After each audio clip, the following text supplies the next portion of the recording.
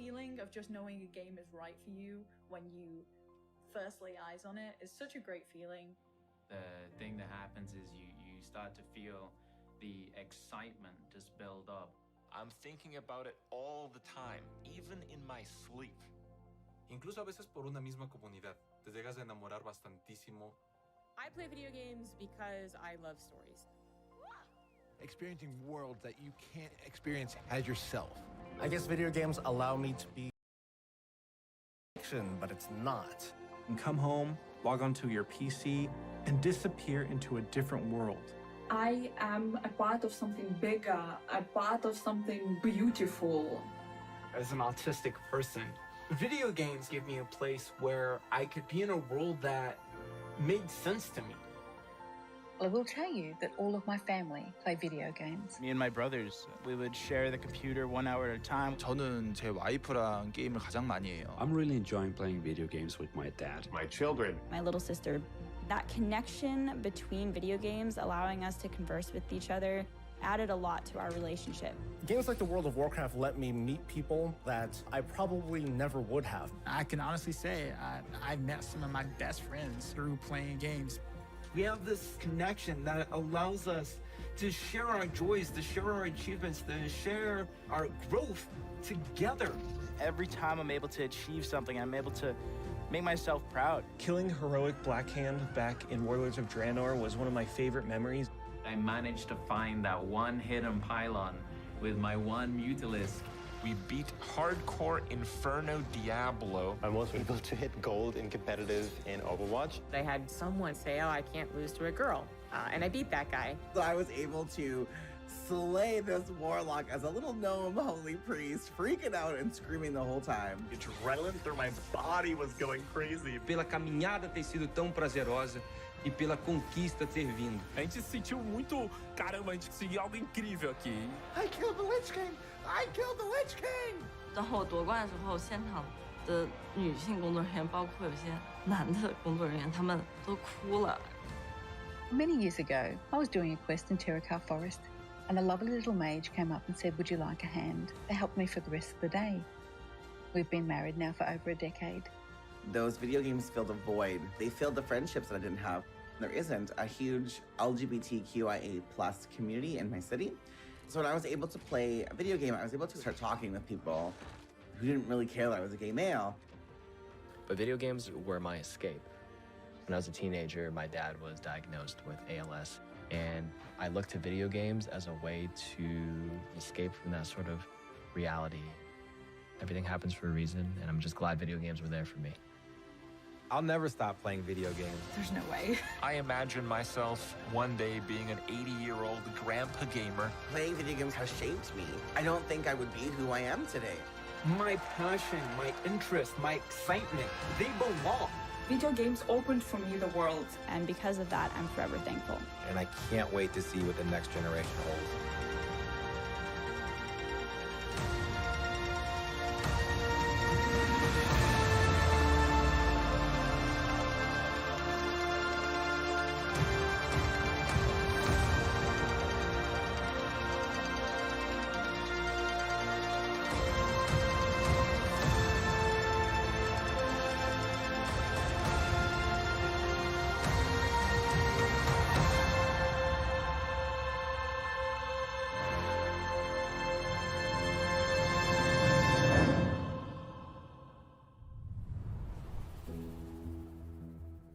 Welcome to Blizzcon Line, a celebration of 30 years of Blizzard communities and 30 years of Blizzard games.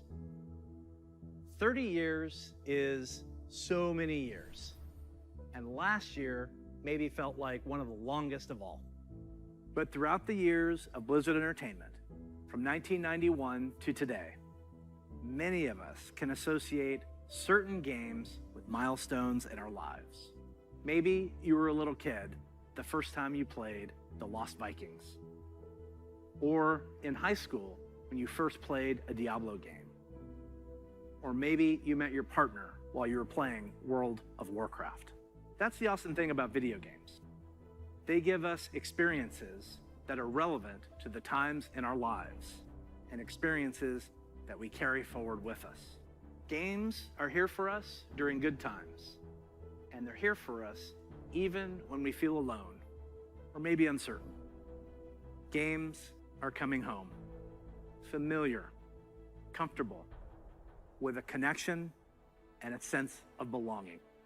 And while many of us spent most of 2020 in our actual real-life homes, games became even more of a place to get away, to be free from outside concerns, even if just for a little while. So, this is pretty weird. Usually, when we start BlizzCon, the opening call is to my favorite Warcraft faction, the Alliance. Or my favorite faction, the Horde. I get confused. Usually, I'd be speaking to 40,000 of you in person at the Anaheim Convention Center and millions of you around the world. And usually, that would be a perfect way to celebrate.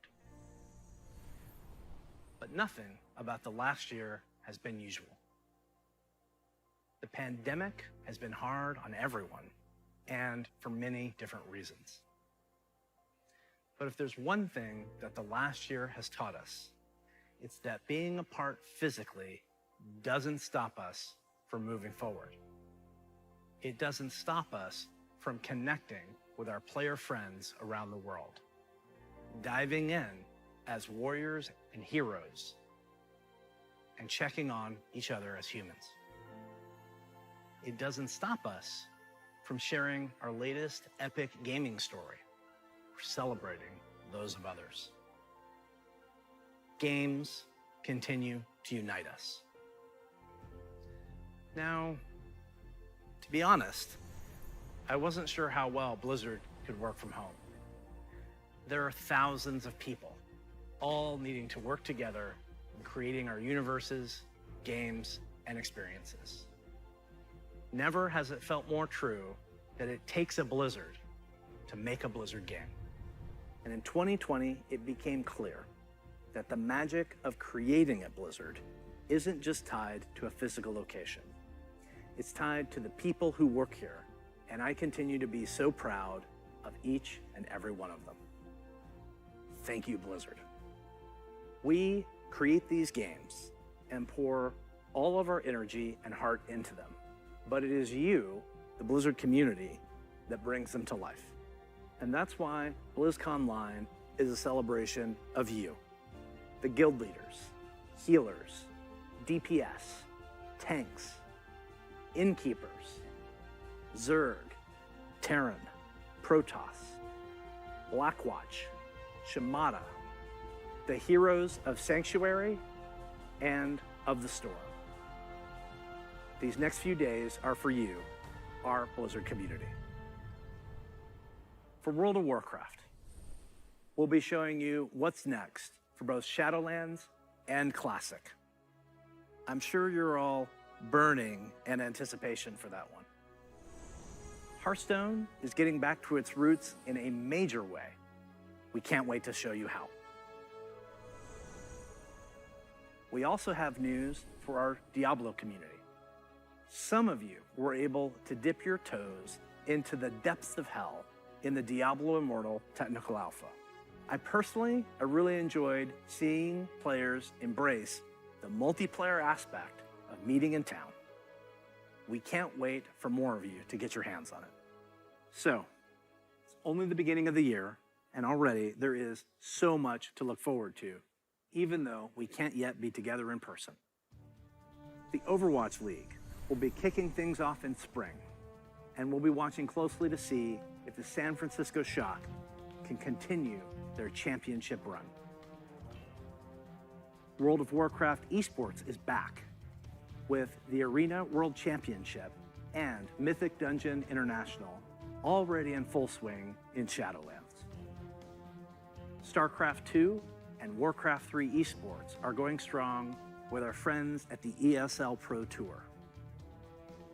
And qualifiers are already underway for the first online stop of the 2021 Hearthstone Masters Tour, with the first event taking place next month. But Before we get too far ahead, let's take a look one last time. Twin times were a little simpler. In the early 1990s, the internet was a baby. CD sales had finally eclipsed cassette tapes.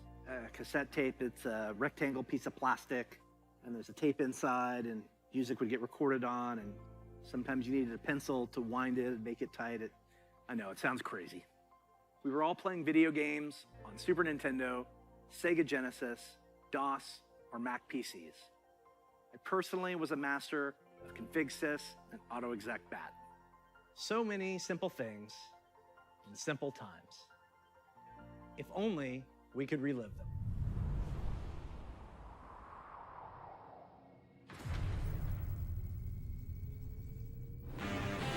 The stage is set. The green flag drops. Let the carnage begin. Holy Toledo! What a collection!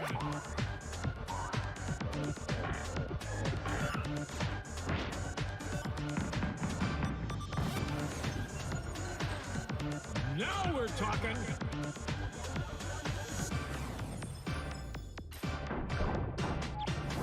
What a play!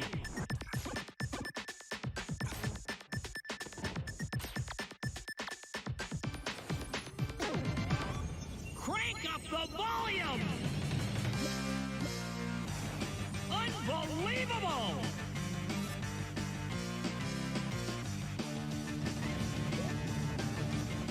Whoa!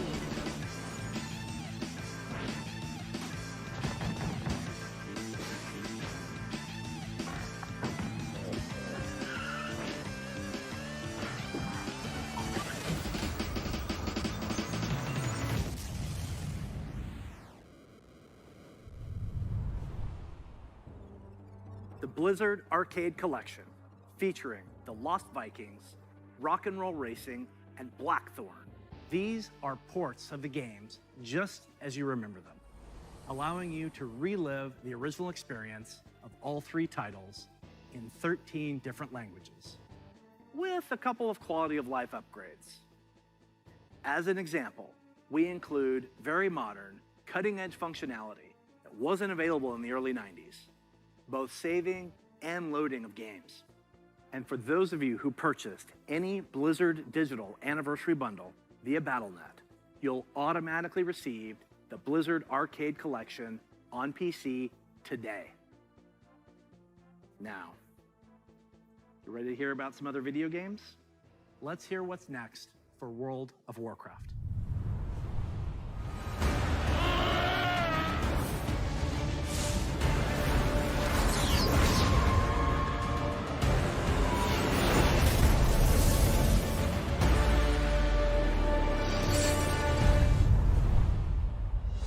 Hello, everyone. Thanks for joining us today. No matter where you are, World of Warcraft unites us all. Whether you're exploring the Shadowlands, classic Azeroth, or another part of the Blizzard universe, I'm glad you could make it, because we've got a lot of good stuff to show you. But first, let's start with some Covenant pride. Kyrian, take flight. Night Fae, let the hunt begin. Necrolords, to war! Vinthir, let's party. The world has thrown a lot at us since the last BlizzCon, and the thing that's really kept everyone going on the WoW team has been connecting with all of you. The bonds we forge with our guilds and family and friends in WoW are powerful and real. As WoW enters its 16th year and Blizzard celebrates its 30th anniversary, we're so grateful to have the most dedicated and friendly communities in gaming. Let's recap the events in Azeroth. In WoW Classic, we fought an endless battle for South Shore and Tauren Mill. We banded together to open the gates of Ahn'Qiraj and joined forces to take down Kel'Thuzad in his floating citadel of Naxxramas. In Shadowlands, we helped our Covenant recover from the Anima drought, brought on by Sire Denathrius, master of the Vinthir and traitor to the Pantheon of Death. We survived the halls of Torghast and crafted legendary gear in our efforts to expel Denathrius from his castle lair. But innocent souls are still wrongfully being sent to the Maw. They face an eternity of torment, and heroes like Anduin remain chained in its depths. The jailer continues to grow in power. He's preparing to break free from the Maw and complete his plan to unmake the entire Warcraft universe. And Sylvanas, you may be wondering what she's been up to all this time. Today, we're excited to unveil our first major content update for Shadowlands, Chains of Domination.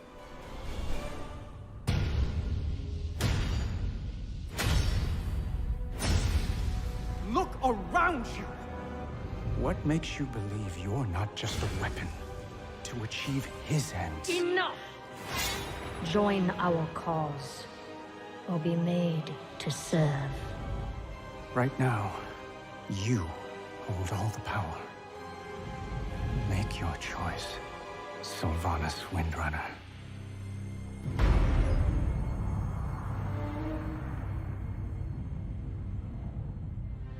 Despite all our efforts, the Maw continues to grow. What if Denathrius' treachery is irreparable? The Primus is lost, and Bastion cannot save the Shadowlands alone. None of this should have happened. Perhaps the Winter Queen could... My Archon, a living soul seeks an audience. A mortal? A king. By all our measures, one who has spent his life striving for justice. One who would give anything to serve his people.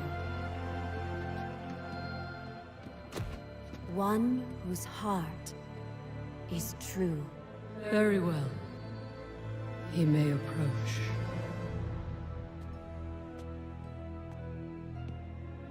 Step forward.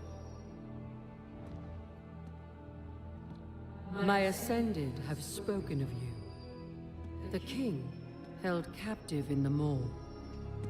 That prison could not hold me forever. Why have you come to Bastion? You have a key that I need.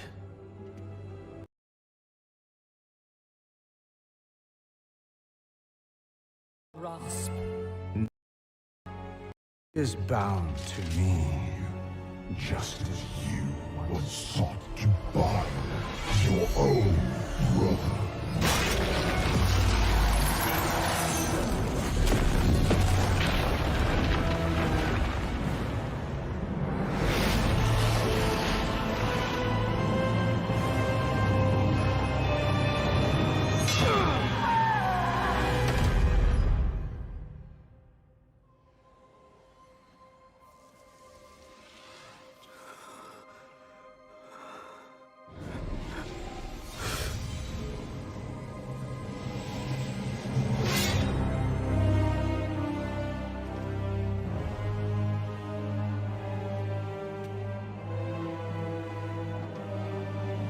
The vessel performed its part flawlessly.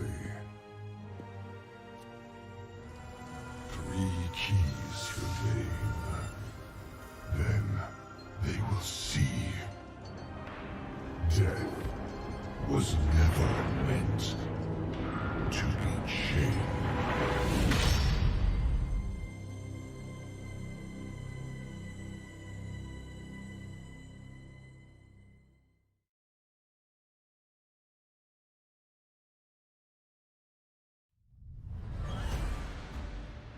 That is so intense. I know you probably have a lot of questions about what you just saw and what it means for the next stage of your Shadowlands journey. Later today, my teammates Ian and Jeremy will be telling you more about Chains of Domination in our Shadowlands update. Please check out the World of Warcraft channel to find out more.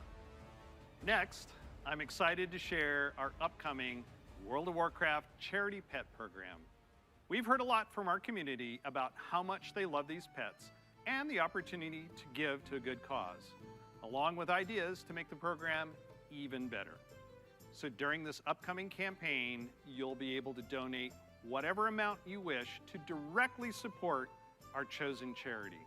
Once donations reach our goal, everyone playing World of Warcraft will get a pet for their collection as a thank you, whether you were able to contribute personally or not. And to make this a fun challenge, if we reach a stretch goal, everyone gets a second pet too. And here they are. The first pet is Bananas, literally. He was originally available to a select few back in Burning Crusade era, so we're excited to give everyone a chance to adopt him. And if we reach our stretch goal, you'll also get Daisy the Sloth. She's an all-new pet who'll hang around your neck when you need a hug. Your donations during this campaign will go to support the medical humanitarian organization Doctors Without Borders, also known by their French name, Médecins Sans Frontières, or MSF. They're an amazing group doing important work around the world. We're grateful to have such a generous community, and we hope you'll help support this worthy cause. We'll be sharing the details about the Charity Pet Program on the World of Warcraft website soon. So we've talked quite a bit about Shadowlands. Classic players, now it's your turn. It's my pleasure to hand off to my teammate, Holly Longdale. She's a longtime WoW player, a veteran MMO developer, and she's going to tell us what's in store for WoW Classic.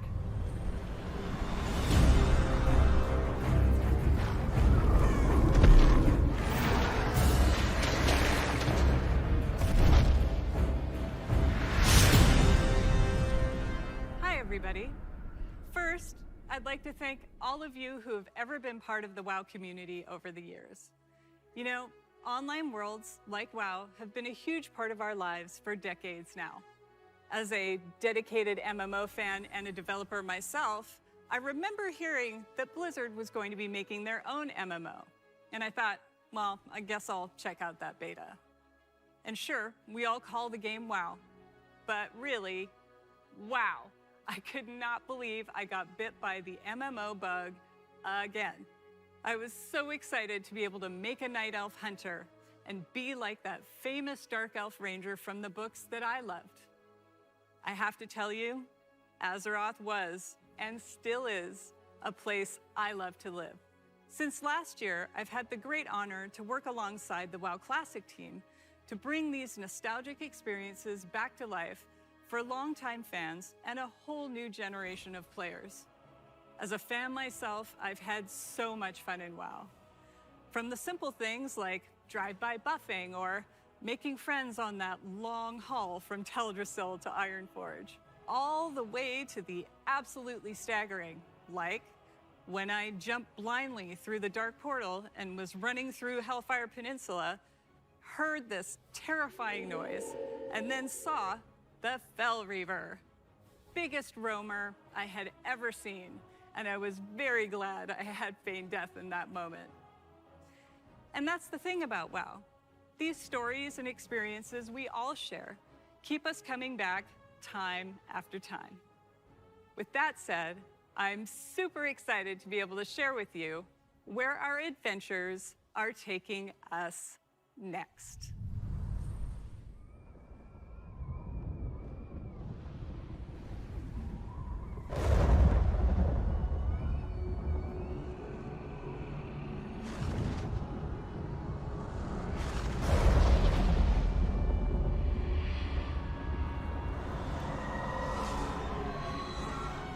You dare enter my realm.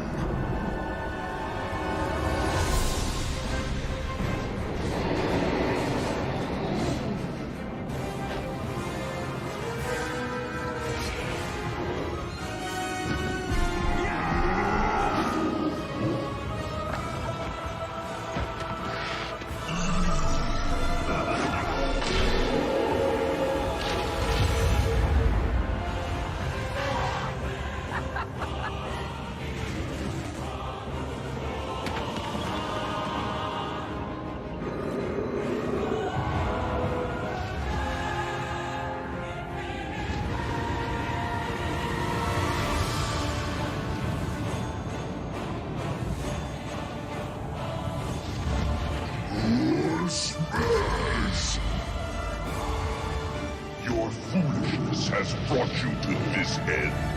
Take my blood and choke on it. Death to the outsiders! I'll turn your world upside down. You are not prepared.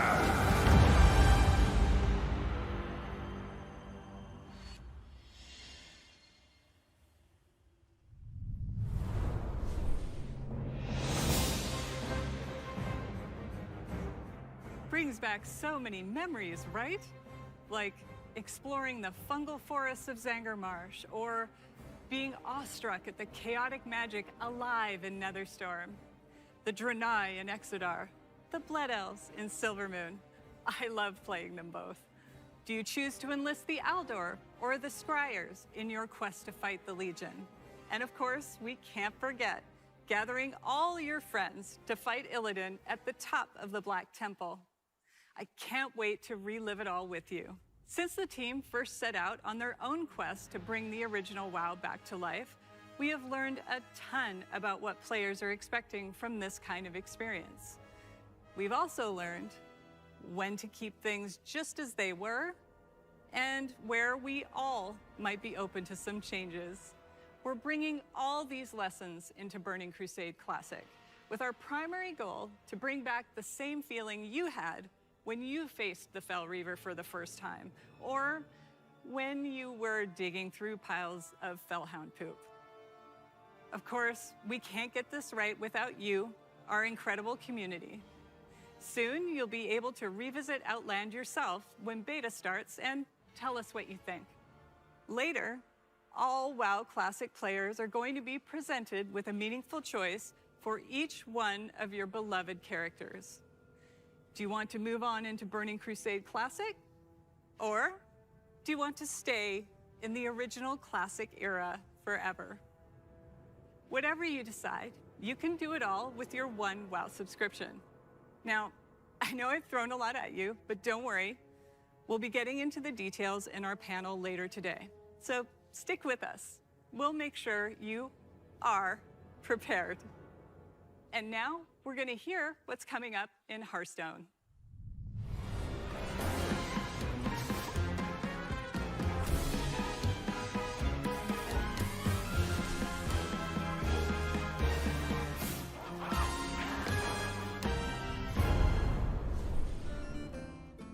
Greetings. We're truly excited to share with you everything that's coming to Hearthstone this year. But first, let's take a quick look back at the year of the Phoenix. We added our first new class, the Demon Hunter, and ventured into the ruthless Outlands. Then we went to Scholarman's Academy and got to explore dual class cards and their powerful synergies. And with our third expansion of the year, we brought you Hearthstone's biggest update ever, alongside the menacing Old Gods in Madness at the Dark Moon Fair. We launched a brand new game mode, Duels, that saw more than 10 million matches on its first day. We also introduced our long-awaited achievement system and made a significant overhaul to the rewards and progression within the game. Now, it's time to say farewell to the Year of the Phoenix and see what's in store for Hearthstone this year. Welcome to the Year of the Griffin. Over the last couple of years, we've made big changes to Hearthstone. Throughout the Year of the Griffin, we want to keep delivering fun, new experiences and make sure that the tens of millions of you playing Hearthstone are always excited to log in.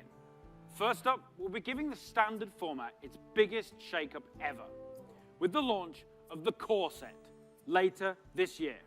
The Core Set replaces the old Basic and Classic sets with a collection of 235 cards made up of some of the best from throughout the years, as well as 29 awesome brand new cards.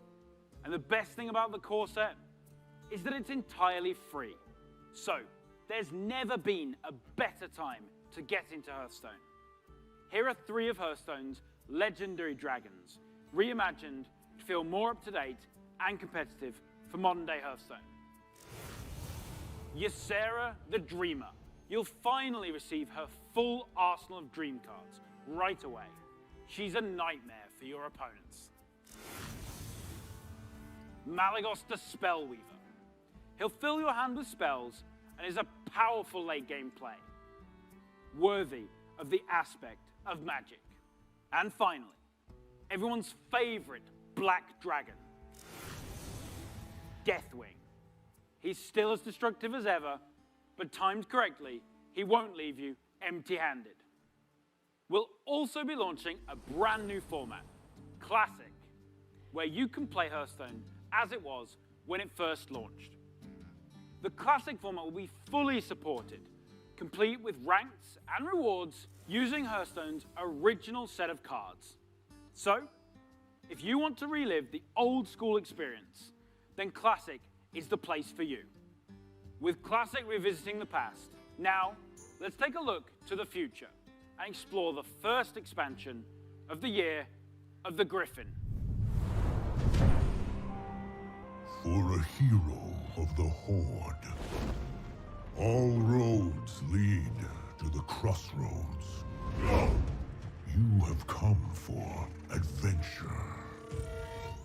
But the Barons wants to break you. Your axe must be sharp. Your wits must be keen. And your heart must be mighty.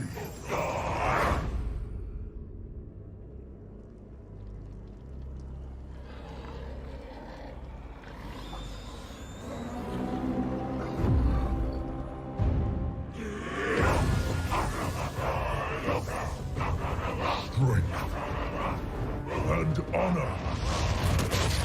This is who we are.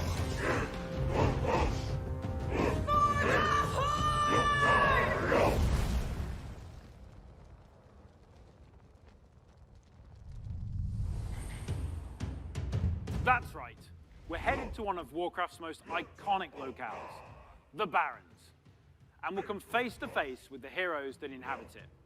Starting with one of the Horde's most iconic and well-known characters, a fierce loyalist, one-time war chief that embodies the honor, loyalty, and spirituality of the Horde, Shadowhunter Vol'jin. Shadowhunter Vol'jin is a neutral legendary that allows you to either bolster your own board or weaken that of your opponents. And to celebrate the announcement of Forged in the Barrens, this card is available for free for everyone later today. So log into Hearthstone and claim your free copy of Shadowhunter Vol'jin. And as a bonus, we're also giving away the brand new 30 Years of Blizzard card back. Next, we have another hero of the Horde who is making his first appearance in Hearthstone. The legendary Blade Master, Samuro, featuring the new keyword, Frenzy. Frenzy activates the first time a minion takes damage and survives. In Samuro's case, this can be used to clear your opponent's board. Heroes of the Horde, like Samuro, are famous for their combat prowess, but others, like Thrall, are known for their powerful elemental magic. Take a look at this new shaman spell, Chain Lightning. Chain Lightning is a spell in a new cycle of cards that rank up and become more powerful when you have 5 and 10 mana, ensuring that they're always useful at every stage in the game. You'll also notice that they're categorized as nature spells. With Forged in the Barrens, we'll be permanently introducing spell schools across the entire game, which enables a whole host of exciting new strategies. And don't worry, members of the Alliance will be featuring some of your most beloved heroes and locales later this year. But what I love most about the Warcraft universe is its amazing characters. And our final announcement is our most ambitious addition to Hearthstone yet. It introduces a brand new way to play with your favorite heroes. Hearthstone Mercenaries. Mercenaries features strategic RPG gameplay, where you build teams consisting of some of the most iconic heroes and villains from the Warcraft universe, including timeless characters like the infamous Sylvanas Windrunner, and Ragnaros, the elemental lord of fire. You can also expect to see some of Hearthstone's fan favorites, like the unstoppable Devilsaur, King Crush, and the ever-growing Gruul the Dragon Slayer.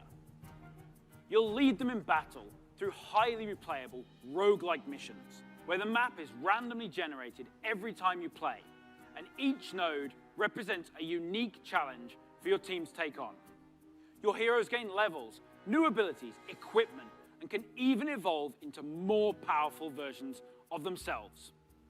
We're thrilled to finally show you Hearthstone Mercenaries. It is scheduled to launch later this year, and we'll have more to share with you down the road. Everything you've seen today is just a taste of what's coming in the Year of the Griffin.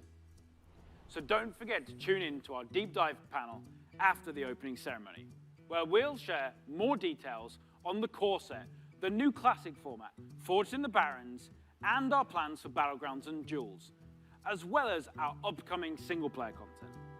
I want to thank the team for their amazing work. And on behalf of all of us at Hearthstone, we want to thank the many millions of you who play our game. Your dedication and support is what drives us to make awesome updates and pursue ambitious and fun ideas. We can't wait to kick off the Year of the Griffin with all of you, and we hope to see you in the game soon. Next up, you'll get an update on all things Diablo.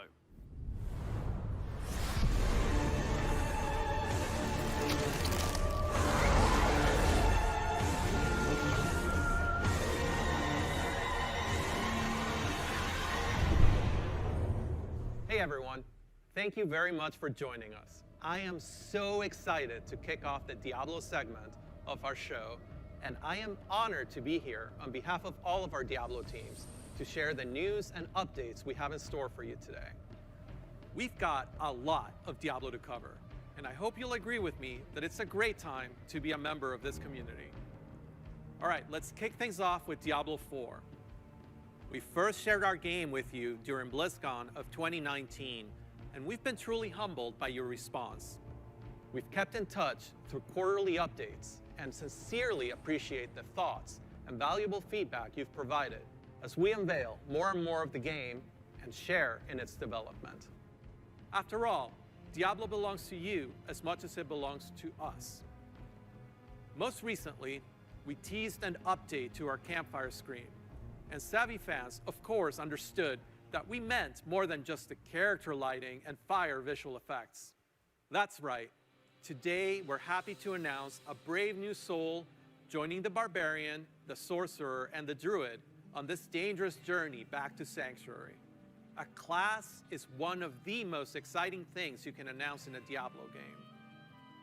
This one is especially exciting to me, as it's a re-envisioning of one of the first classes to ever appear in the series. Let's have a look.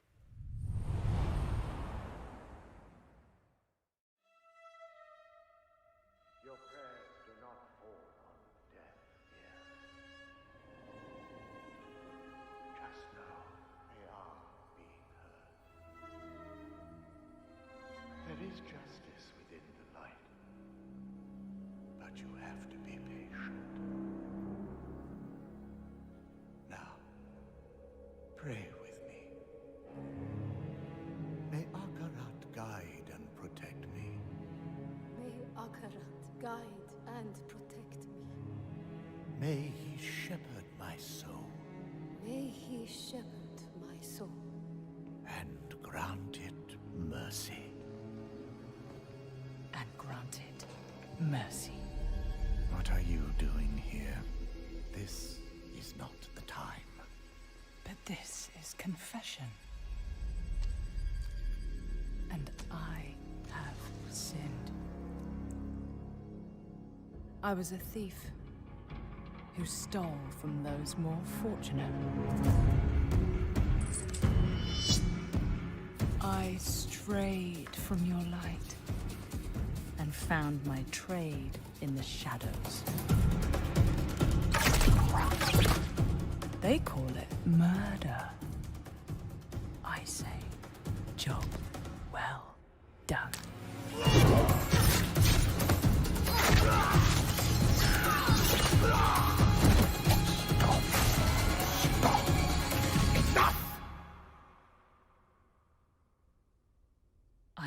thief, a heretic, a murderer, Father. Will Akarat save me? You mock our light. But those monsters were a scourge upon my flock. And you were the answer to their prayers. Then we are settled. And you owe me. The name you seek is... Thank the heavens for you. Heavens?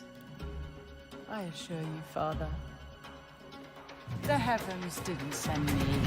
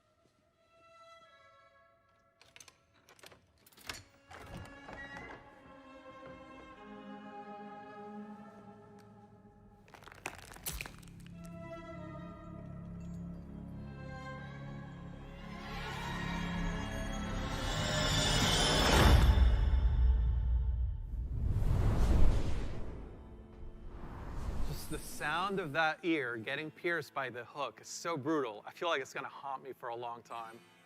I've been a huge fan of the Rogue ever since the original Diablo. Even seeing them come back as NPCs and mercenaries in Diablo 2's Rogue Encampment served as a great bridge between the games.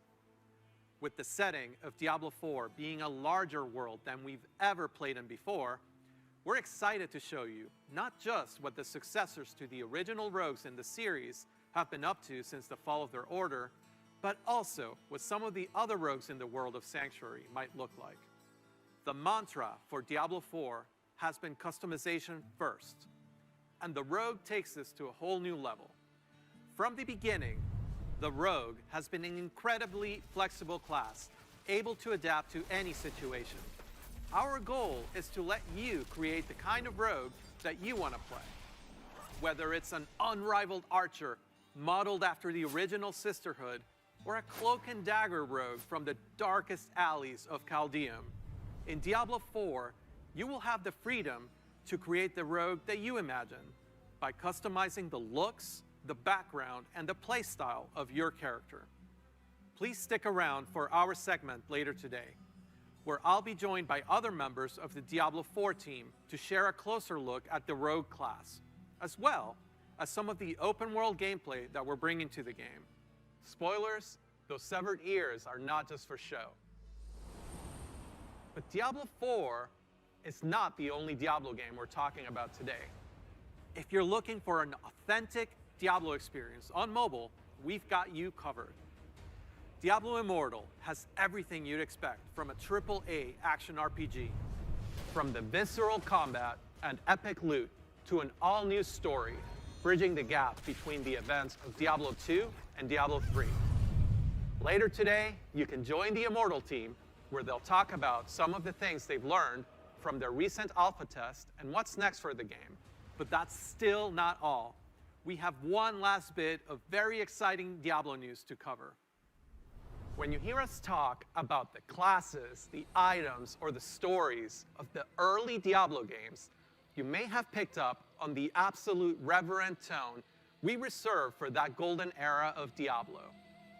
Maybe you share that love of the classics, and just hearing us talk about them makes you want to take on Mephisto or Baal one more time, or maybe even for the first time.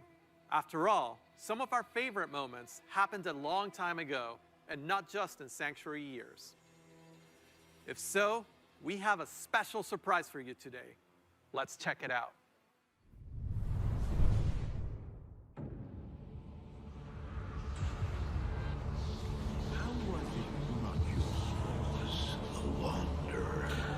Now you know what I seek, Marius. Were these the demons from... Don't do it! It seems you are not acceptable. Look what they've done to me. Arise, Diablo, Lord of Terror.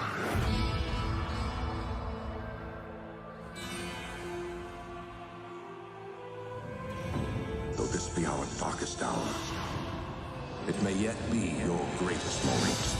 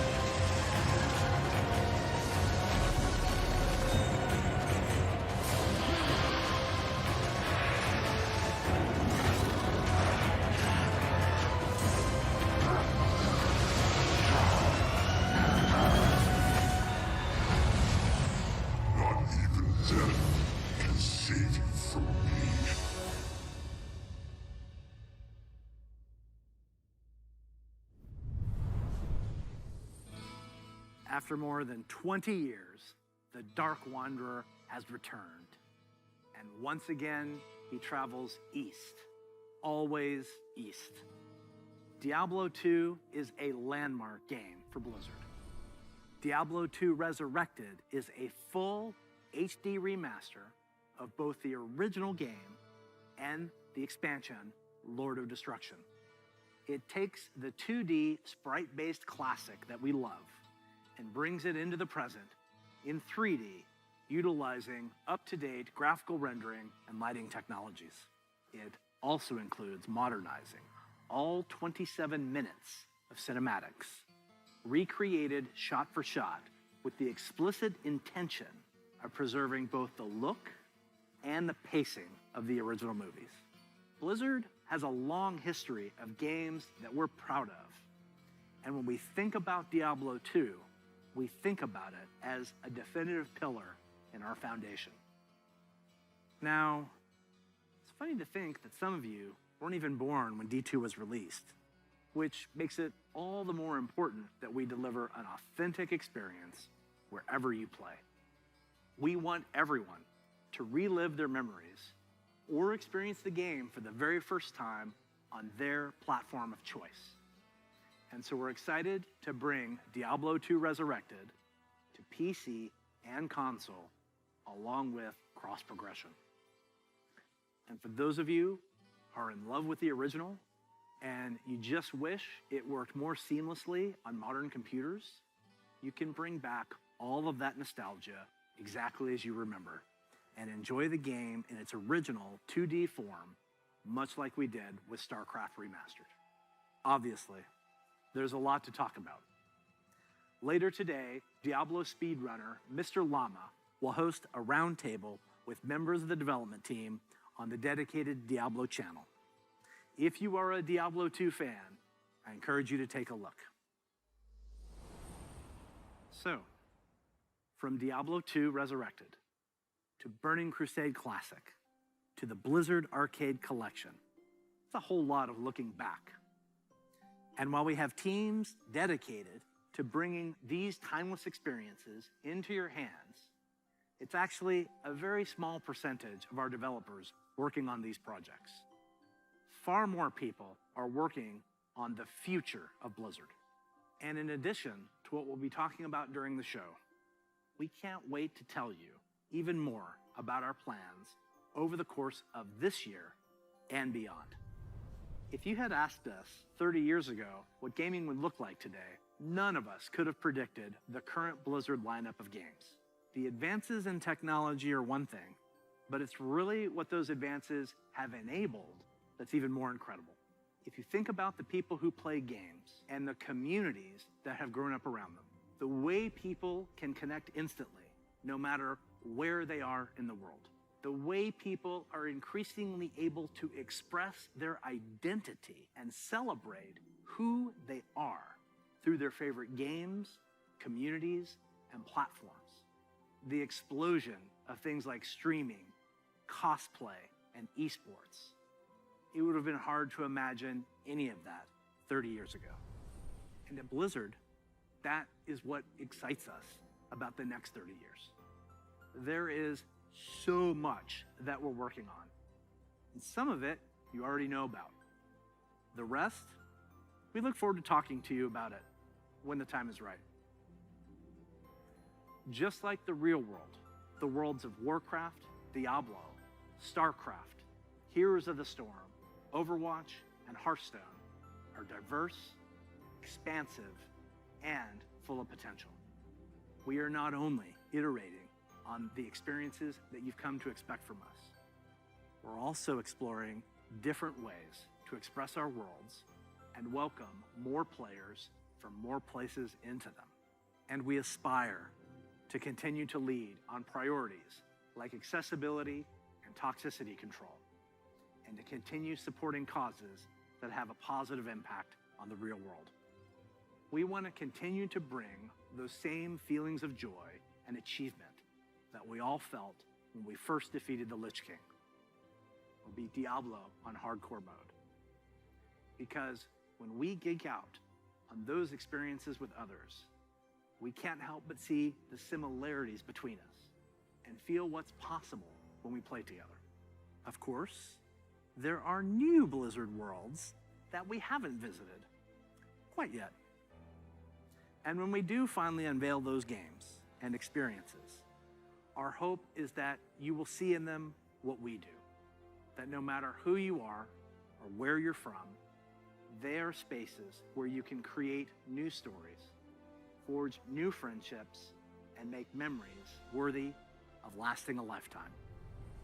And through it all, our mission statement of being dedicated to creating the most epic entertainment experiences ever, along with our core values, led by gameplay first, will continue to guide our way. So on behalf of everyone at Blizzard, thank you for being on this journey. For me personally, it is the honor of my professional life to serve you, and the honor of all of us at Blizzard to be the caretakers of the worlds that you play in. We are so excited for what's to come this year, next year, and the next 30 years. Now, what's coming next for the show? Well, it depends on where you watch. For those of you looking for an update on Overwatch, check out the behind-the-scenes look into the development of Overwatch 2 over on their dedicated channel right after the conclusion of opening ceremonies. There, you'll hear about Overwatch 2, new content, new features, including new maps, hero missions, talent trees, and more of what we think will make Overwatch 2 a unique gameplay experience. For World of Warcraft, Diablo, and Hearthstone, you'll get a closer look on their respective channels. And on the dedicated strategy channel, some StarCraft legends will be going head-to-head in epic competition. Once again, welcome to Blizzcon Line. Be good to one another. Welcome home. Before we kick things off, here's a little something from a previous BlizzCon headliner. Hey, thanks for having us. We're Metallica. Thanks for having us at BlizzCon 2014. We would love to be there this year, but obviously can't be. So here we are, and this is for you.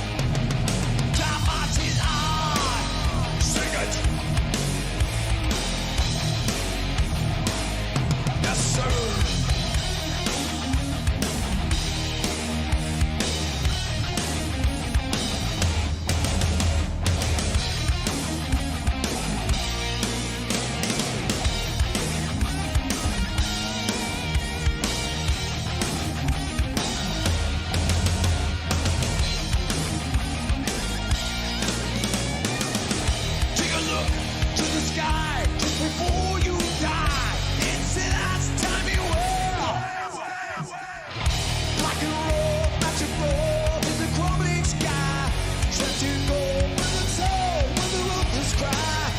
Dreamed you now of his eyes, with his mystery. With his silence so loud. Crackle dawn was gone, set the will to pay. Now it's here will obey, blinded eyes to say. For whom the bell tolls, it tolls for they. For whom the bell tolls.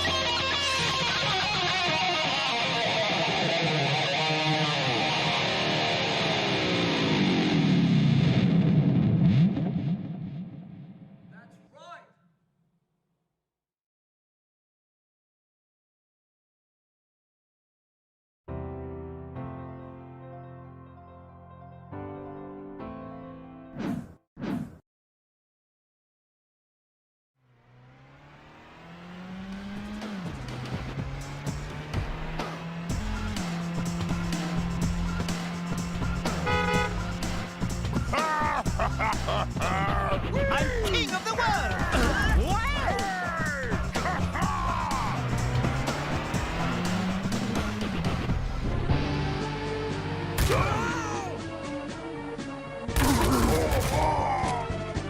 For the Horde!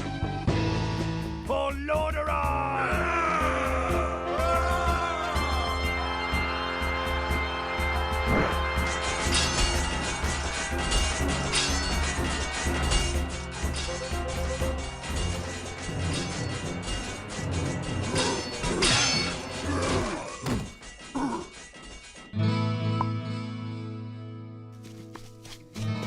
What can I do for you? What can I do for you? What can I do for you? What can I do for you? What can I do?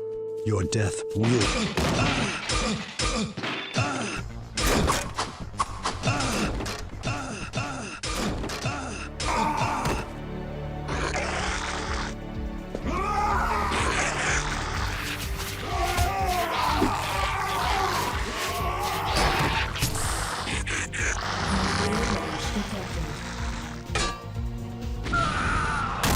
Morta Vespa Gaia Inu. Help! Help!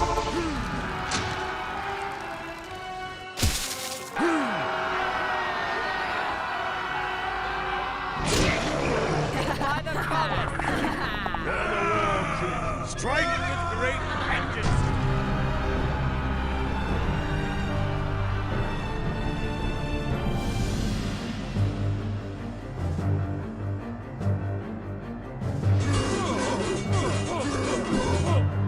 You are not prepared!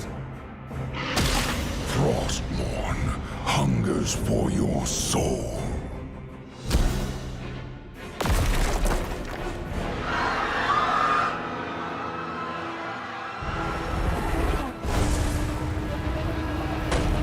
Your time has come.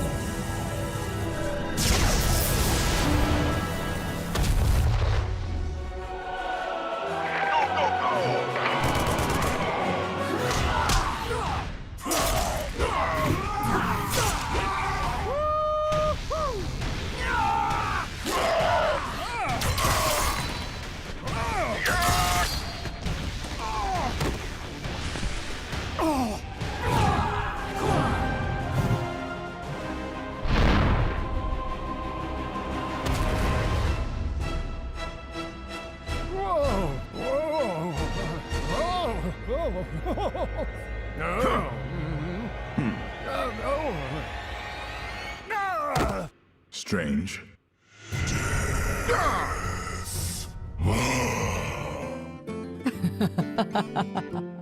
Greetings to you. Seems you're ready for the real thing.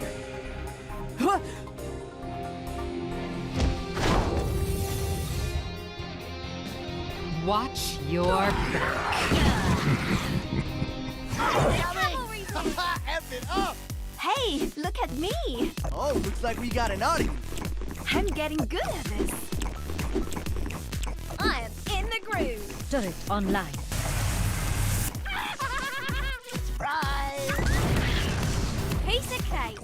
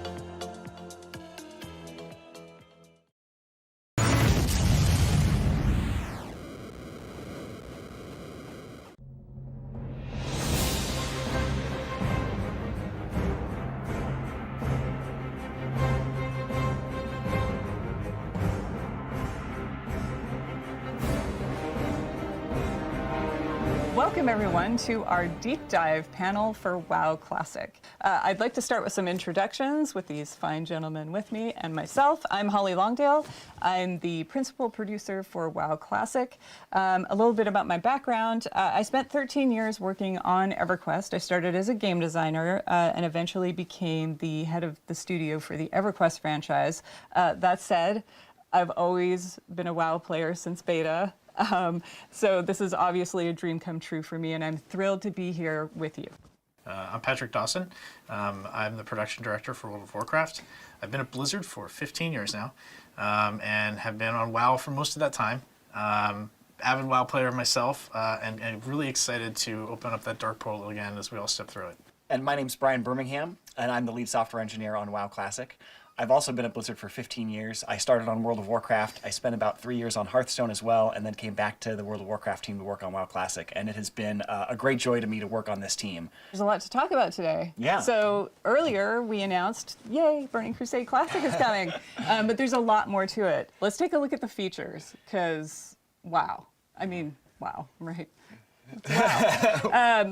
I was so excited by playing Draenei and Blood Elves. I played both, and I will say my heart's with Alliance. And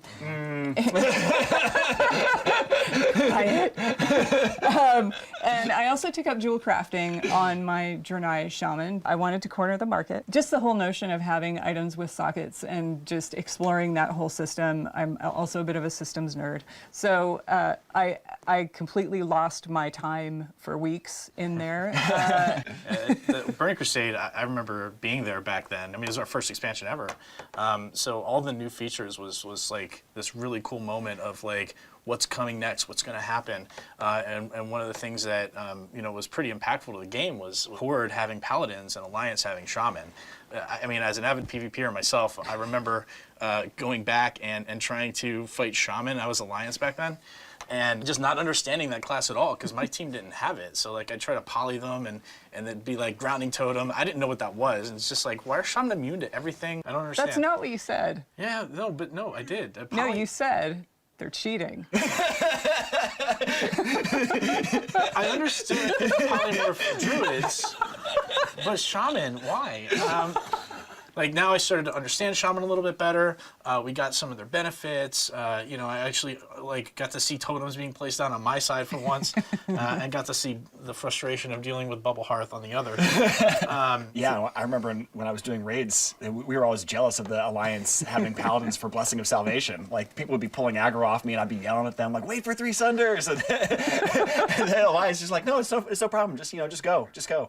Yep. So hey, I mean, we were upset raiding like Razorgore without Earthbind. I mean, really even the playing field for both PvE and PvP, which was kind of cool. But there were a ton of new features and just abilities with this too. As we got to level 70 and got to experience new content and new things. I remember one of my first experiences with understanding what it meant for like designed by Blizzard, right? Oh, Because yeah. I was an engineer, right? I wasn't a designer. I was working on like the live ops team at the time, and you know, I was playing my class, avid player of Mage, and I sent this long email to Tom Chilton saying like, hey, you know, here's what Mage needs. The Dawson Manifesto. So it was a well thought out forum post.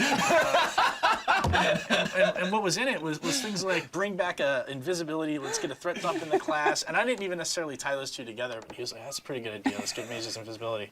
And just knowing that skill was coming along with some other new stuff for Mages like the Molten Armor, the Ice Lances, was just really cool to see all this new stuff in Burning Crusade. On the other side of that, I was really excited about Spell Reflect because I was really frustrated getting polymorphed and being able to like reflect that back on the mage. As a mage, I was not excited for you to get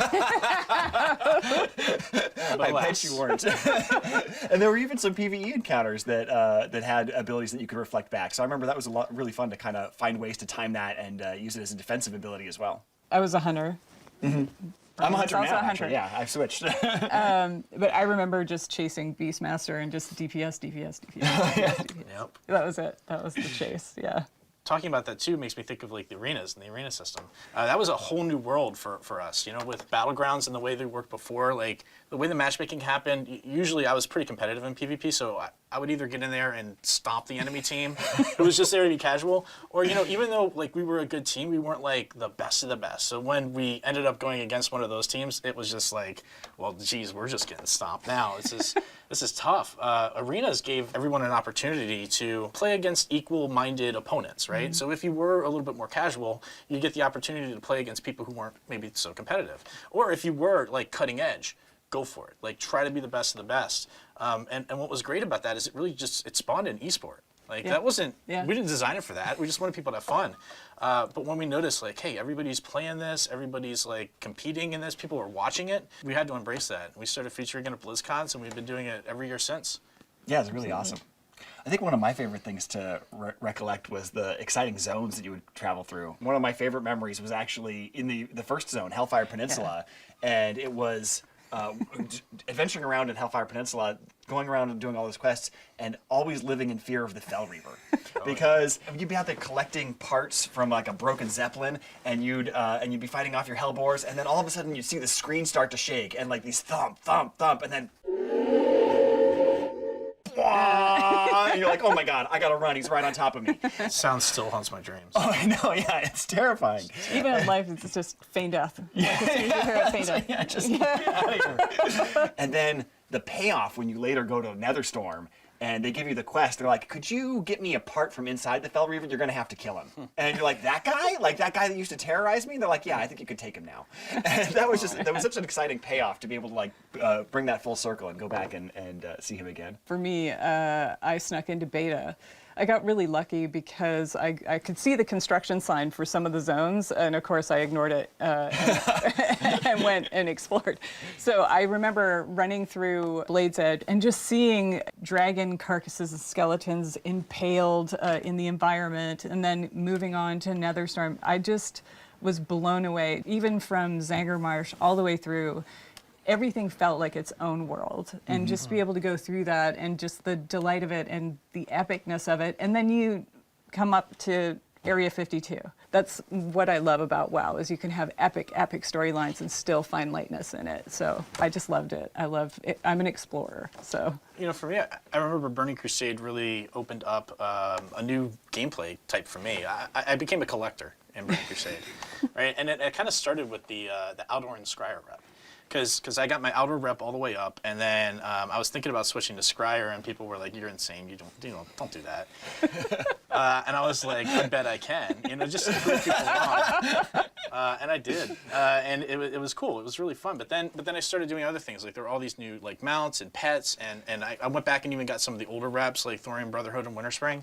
But then like things like Netherwing Ledge came out. The world just opened up for me in Burning Crusade to really start my collection. Of course, we also had flying mounts, which I loved, and then decided to play with some friends on a PvP server, and was running around Hellfire, and Death from Above, which is likely just Pat. Probably. Yeah. You were flying around harassing people, Pat?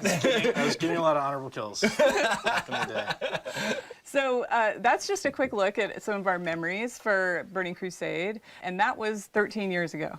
So that code has been hanging around for 13 years. And we're not just doing a save as Burning Crusade Classic. Oh no, it's a lot harder than that. So let's get into some of those details. So one of the challenges has been that we don't actually want to ship on the old code. And the reason for that is because it's got a lot of bugs and difficulties with the architecture that we don't want to have to deal with. But we do want that old data. And we talked about this when we did the original launch of Classic, was how the data is really the thing that describes how the game is supposed to be played and what things are supposed to happen in it.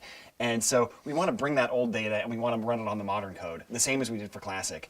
And there's like 750,000 rows of data that we have to go through and convert from their old formats to their new formats. And fortunately, we have really talented engineers, and we run automated scripts that go through this. But even after we've run these scripts, we have to compare them with, with how it used to behave and make sure that we've actually done the conversion correctly.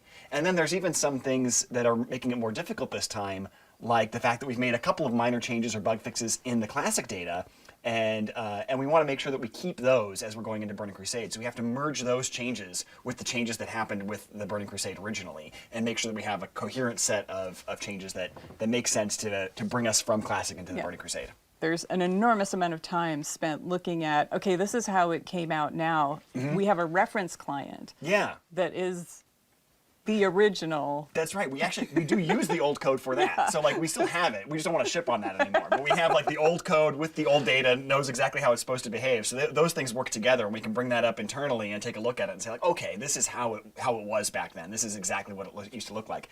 And we do sometimes find things that are bugs we still want to fix, but a lot of times it will tell us like, oh, this thing is not a bug. This is actually the intended behavior, or this is something we don't really remember right. There's a tendency to want to chase your own memory, like, I remember it being like this, and it's like, no, it's not always exactly the way you remember it. Everybody has that kind of human failing, even us, and so a lot of times we'll have an argument about, I remember it this way. Well, I remember it this way.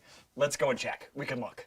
Well, another reason to ship on the new code is really just the years of stability improvements and the fact that the world didn't look the same back in 2007 as it does today. Like, That's true. There wasn't cloud architecture at that point. I remember I had the privilege of being on the live ops team where I got to see what all the servers looked like and how it was all architected. And to pull back the curtain on this a bit, the way it was is everything was its own like server, right? Like they didn't really talk to each other very well. So each realm had 11 blades on it. And these blades were just bare metal blades, and like one blade was for Azeroth, one blade was for Kalimdor, one was for Outland, and then we had some for instances. And back then what would happen without cloud is you would try to request resources, and maybe a lot of people were running dungeons. And so it would give you back things like transfer aborted, instance not found. Oh boy, like we don't want to go back to those days. So now we can take advantage of things like the cloud and not have those resource issues. So shipping on this new code is a big improvement in stability. Yeah, and so we're weaving all these threads together. We did finally get a build for Burning Crusade Classic. Super excited. With the team gets together, we're preparing for a playtest, and we go to create our characters, and we see this blood elf who, he remembers the sun well. He forgot his pants. Yeah? So everything didn't work the first time? What? I know. Yeah, I did mention like we had to go through and check for problems in those conversion scripts. So yeah, sure enough, what's going on here is that this guy thinks he's dressed, but he isn't. And you can see why he thinks he's dressed if you look down. Does that happen to you a lot? Only in my high school days. You can see if you look at his calves, you can see that he's got they're flared out because he thinks he's wearing boots. And the way the system works is we first set the geometry up for all the items that you're supposed to be wearing, and then we layer on various images that we call textures, and we'd use those to build up a single composite texture that's then wrapped around the geometry. But of course, in this case, when we were layering them on, none of the textures were assigned, so it just started with his naked body, and then was going to go layer on textures and didn't find any. So it thinks he's dressed, and so it's removed the underwear because it thinks it's put clothes on top. but there aren't anything there. They're all just completely transparent. So it's almost like the Emperor's new clothes. He's wearing invisible clothes, only in this case, that's really what's happening. It's crazy. And then, of course, I wanted to try Draenei because that's where my heart lies. I'm an Alliance girl. And this Draenei looks to be heads above the rest. That's not the Exodar. Yeah. No, definitely not. It's Dunmorrow, right? It is, and that's exactly the problem. It looks like the Draenei's too tall, but the real problem is that we're in the wrong place. And so, yeah, when you go to the Dunmorrow character select screen, of course, the camera is positioned for much shorter races like gnomes and dwarves, and so it's about knee-high on a Draenei. And then water. Really, Brian? We have water and Hellfire? Yeah, so Go for a swim. it turns out that Outland has a funny, unique feature that it doesn't have any oceans because the water just all falls off the edges and goes out into space or something like that. I'm not sure how that works in the game universe. But, magic.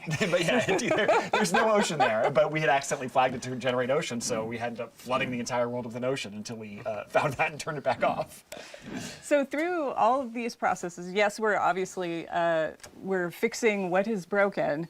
But also we thought it was a good time to start enacting what we call #some changes to gameplay and how things should work. Yeah, I mean, when you think about it, like Classic, our guiding principle was no changes. The goal was to provide as true-to-life, authentic experience of Classic that we possibly could for the community, and we accomplished that. What was interesting to me is to see this vibrant community that embraced it and then said, hey, but we're not exactly the same as we were 15 years ago, right? And they're right. Like, the times have changed. The world has changed.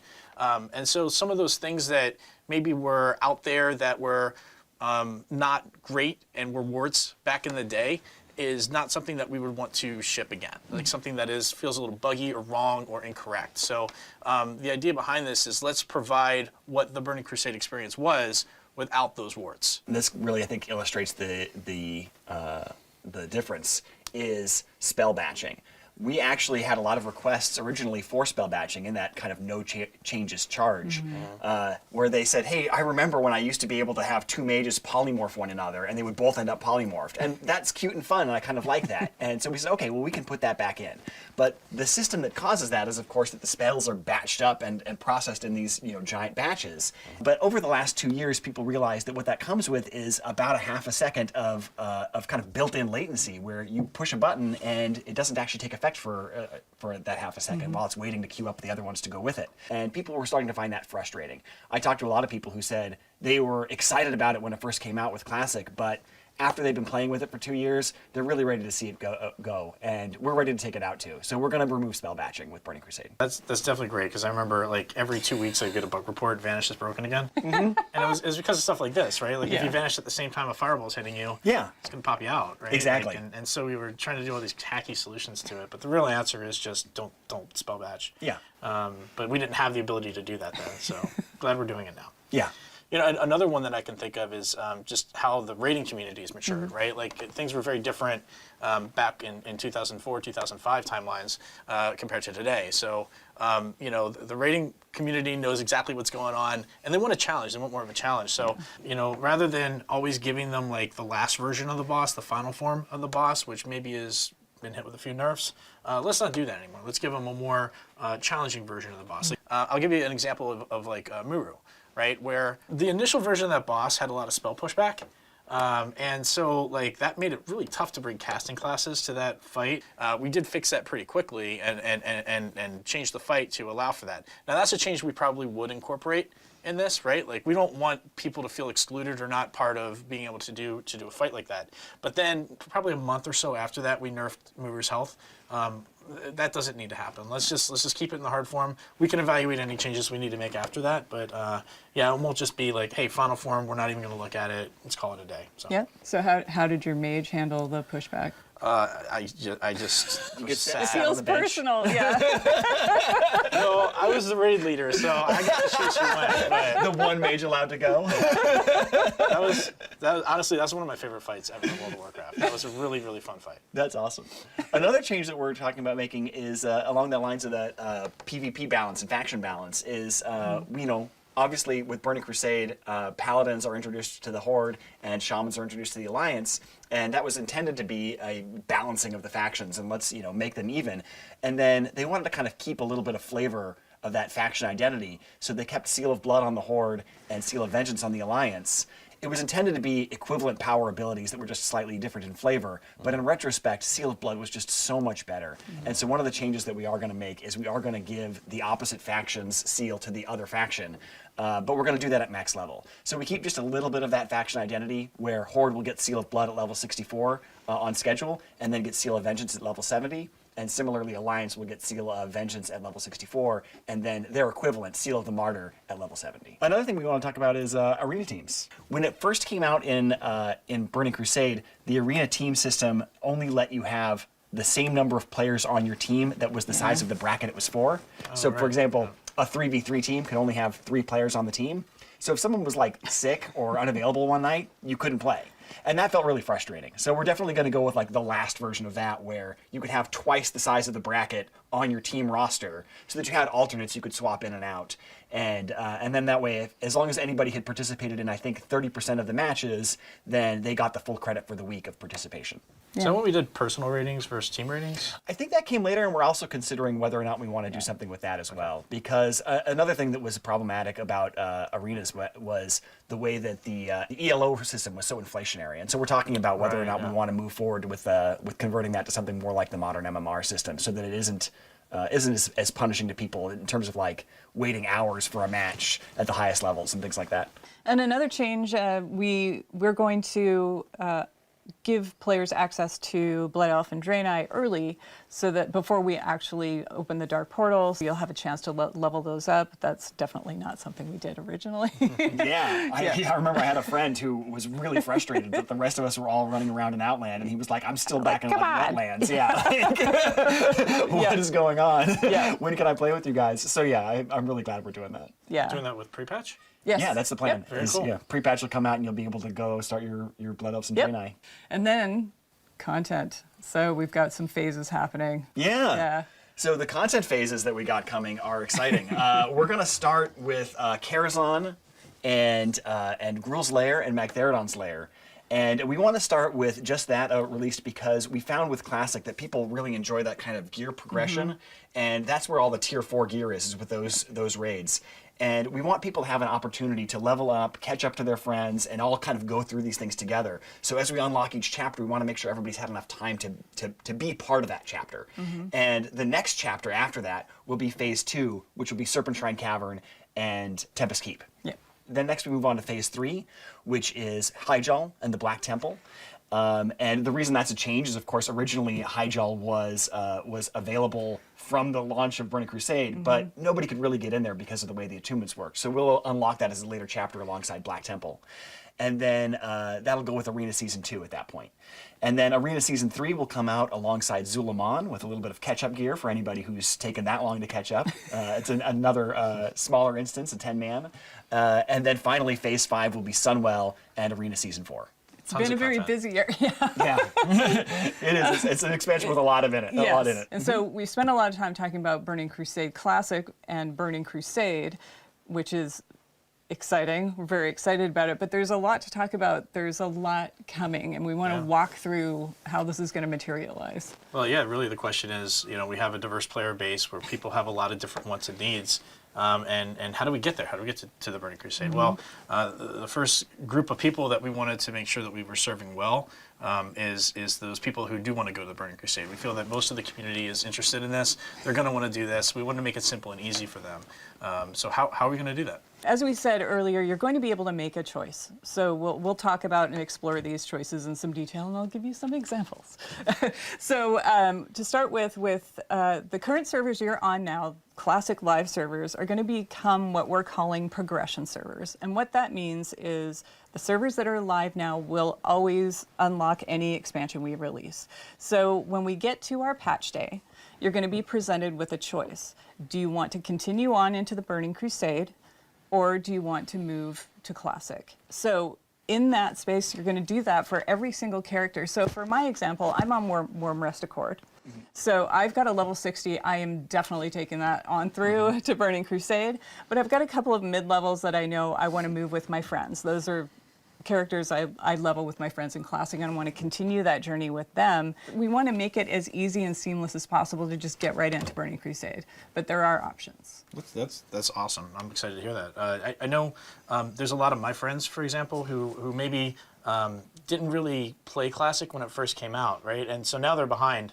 And they're interested in playing the Burning Crusade. This was, for a lot of people, their favorite expansion that we've done. We want to make sure that those people are served too. And one of the ways we could do that is provide a boost to people who are interested in coming back, that maybe aren't interested in doing the classic WoW experience, but really want to hop right into Outland as quickly as possible. Yeah, so the team, we spent quite a bit of time discussing it because we want to make sure we respect the time of the people that have been playing Classic for 2 years. But also, we want people to be able to enjoy Burning Crusade if they loved it the first time and maybe miss Classic. So we are going to offer a level 58 boost for purchase, but it does come with some restrictions. So it's going to be 1 per account. It's not going to be usable on Blood Elf or Draenei. It'll have some dungeon blues. It'll have level 40 mount skill, no professions. It's the basics, basically your Outland starting kit. That's cool. That's a really great way to jump into the game for sure. Yeah, I like that. I'll be looking forward to that. Look, I know a lot of people came back to play WoW Classic, and that's all they want. That's all they ever wanted. They're like, you know what, Burning Crusade, that's awesome. I'm sure some people are going to love that, but for me, I came back for WoW Classic. What do they get to do? What's their options? Yeah, that was really important for us too. Yeah. So we had all sat down and discussed like how we should frame this. So when we get to our patch day, which is prior to the Dark Portal opening, when I said before, like, I'll go back to my example for Warm Rest, we will be launching Classic Era Realms at the same time as we do our patch, and you will have that choice. So when you make the choice to go to Burning Crusade Classic, or you make the choice, like on my example, my level 40 Druid, I want to move that character to Classic Era. And what Classic Era means is that those particular servers are going to stay in that era forever. So that is going to remain Classic till the end of time. It's never going to unlock expansions. You'll be able to make that choice for every single character. Do you go on to Burning Crusade, or do you choose to go to Classic Era? Let's say, you know, you're behind the times a little bit. You'll still be able to have that choice. We haven't locked it to a time window. You're not going to miss the boat to Era. The choice sounds awesome, and choice in WoW is something that's meaningful. It's always been meaningful. Yeah. And I think it's something that's important when we look at the community, that you're going to choose to go to the Burning Crusade or you're going to choose to go to Classic. You know, some people may not be comfortable with that choice. And while we think that choice is important, we also recognize that there are folks that are going to want to play both, right? Like, yeah, see, right here. Maybe you have some stuff left to do in Classic that you wanted, and you want to keep that character in Classic, but you also are interested, that same character wants to raid with your friends. That's exactly TPC. right. So what does that look like? How do we make that happen? So we're going to actually offer a paid service to let you make a copy of your character. And I know, like, a copy is a big deal. So like you said, like, this is something we don't want to make just an automatic choice for everybody. But I know that for me, it really is going to be like that pull to go to both places. So I want to be able to say, like, you know what, I'm willing to pay some money for this. I want a copy of my character that lives in Classic Era forever, while I also go to Burning Crusade with that with that character. And that way I can stay with my friends who are really excited to go to Karazhan. I'm really excited to go to Karazhan. I want to see my hunter go through Karazhan, but if I'm missing like a couple pieces of my tier 3 set from Naxxramas, I still have an opportunity to go find a new guild there and go through Naxxramas again until I finish that set. We're going to be spending a lot of time communicating these details. So even as much detail as we're giving now, it's very high level. There's going to be a lot more detail to come, so keep an ear out. But with that said, so Pat, when's all this happening? Oh. Soon. Yay!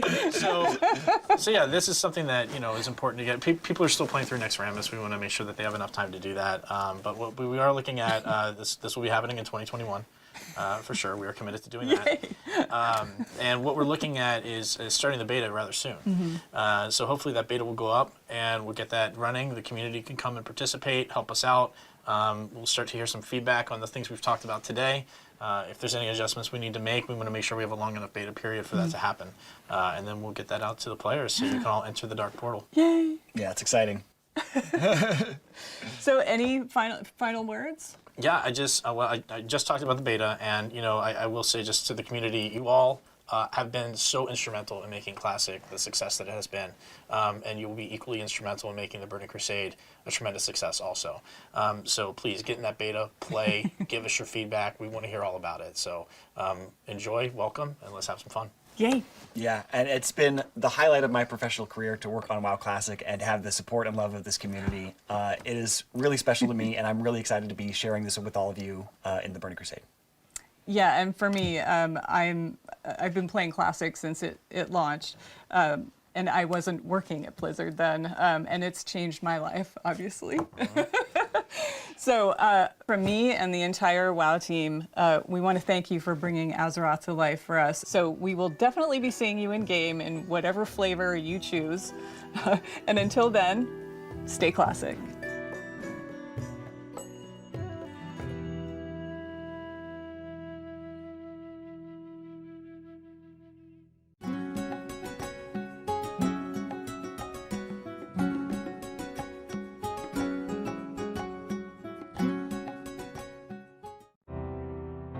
Dolby is a proud partner of Blizzcon Line. Watch Shock vs. the World in Dolby Vision and Dolby Atmos, only in the Dolby Access app. Coca-Cola, the official refreshment of Blizzcon Line.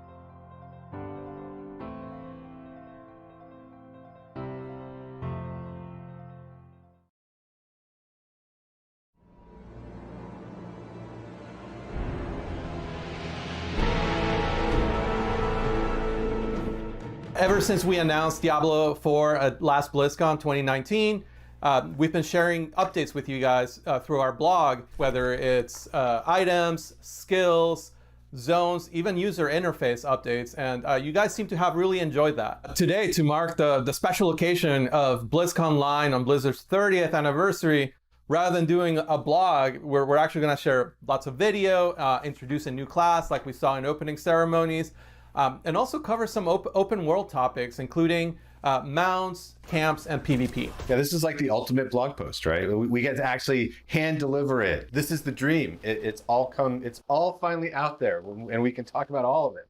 Just in case some of you guys missed it during opening ceremony, let's take another look at the Rogue Announce video.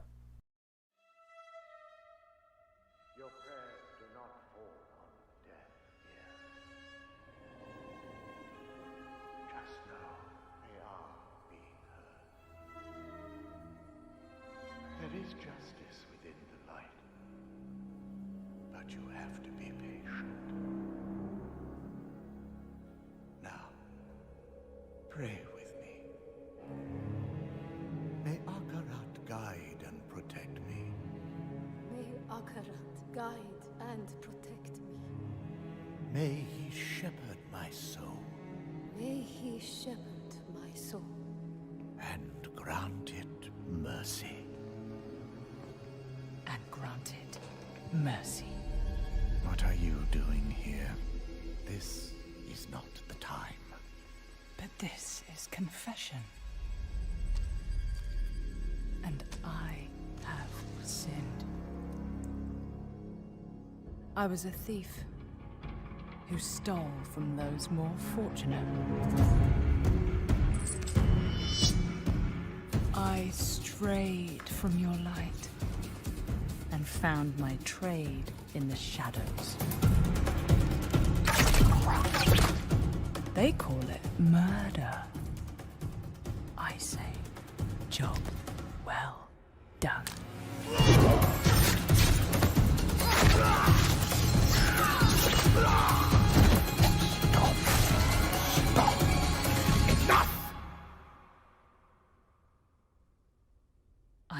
thief, a heretic, a murderer, Father.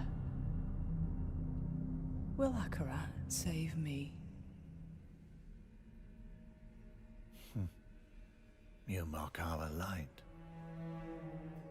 But those monsters were a scourge upon my flock. And you were the answer to their prayers. Then we are settled, and you owe me. The name you seek is... Thank the heavens for you. Heavens? I assure you, Father, the heavens didn't send me.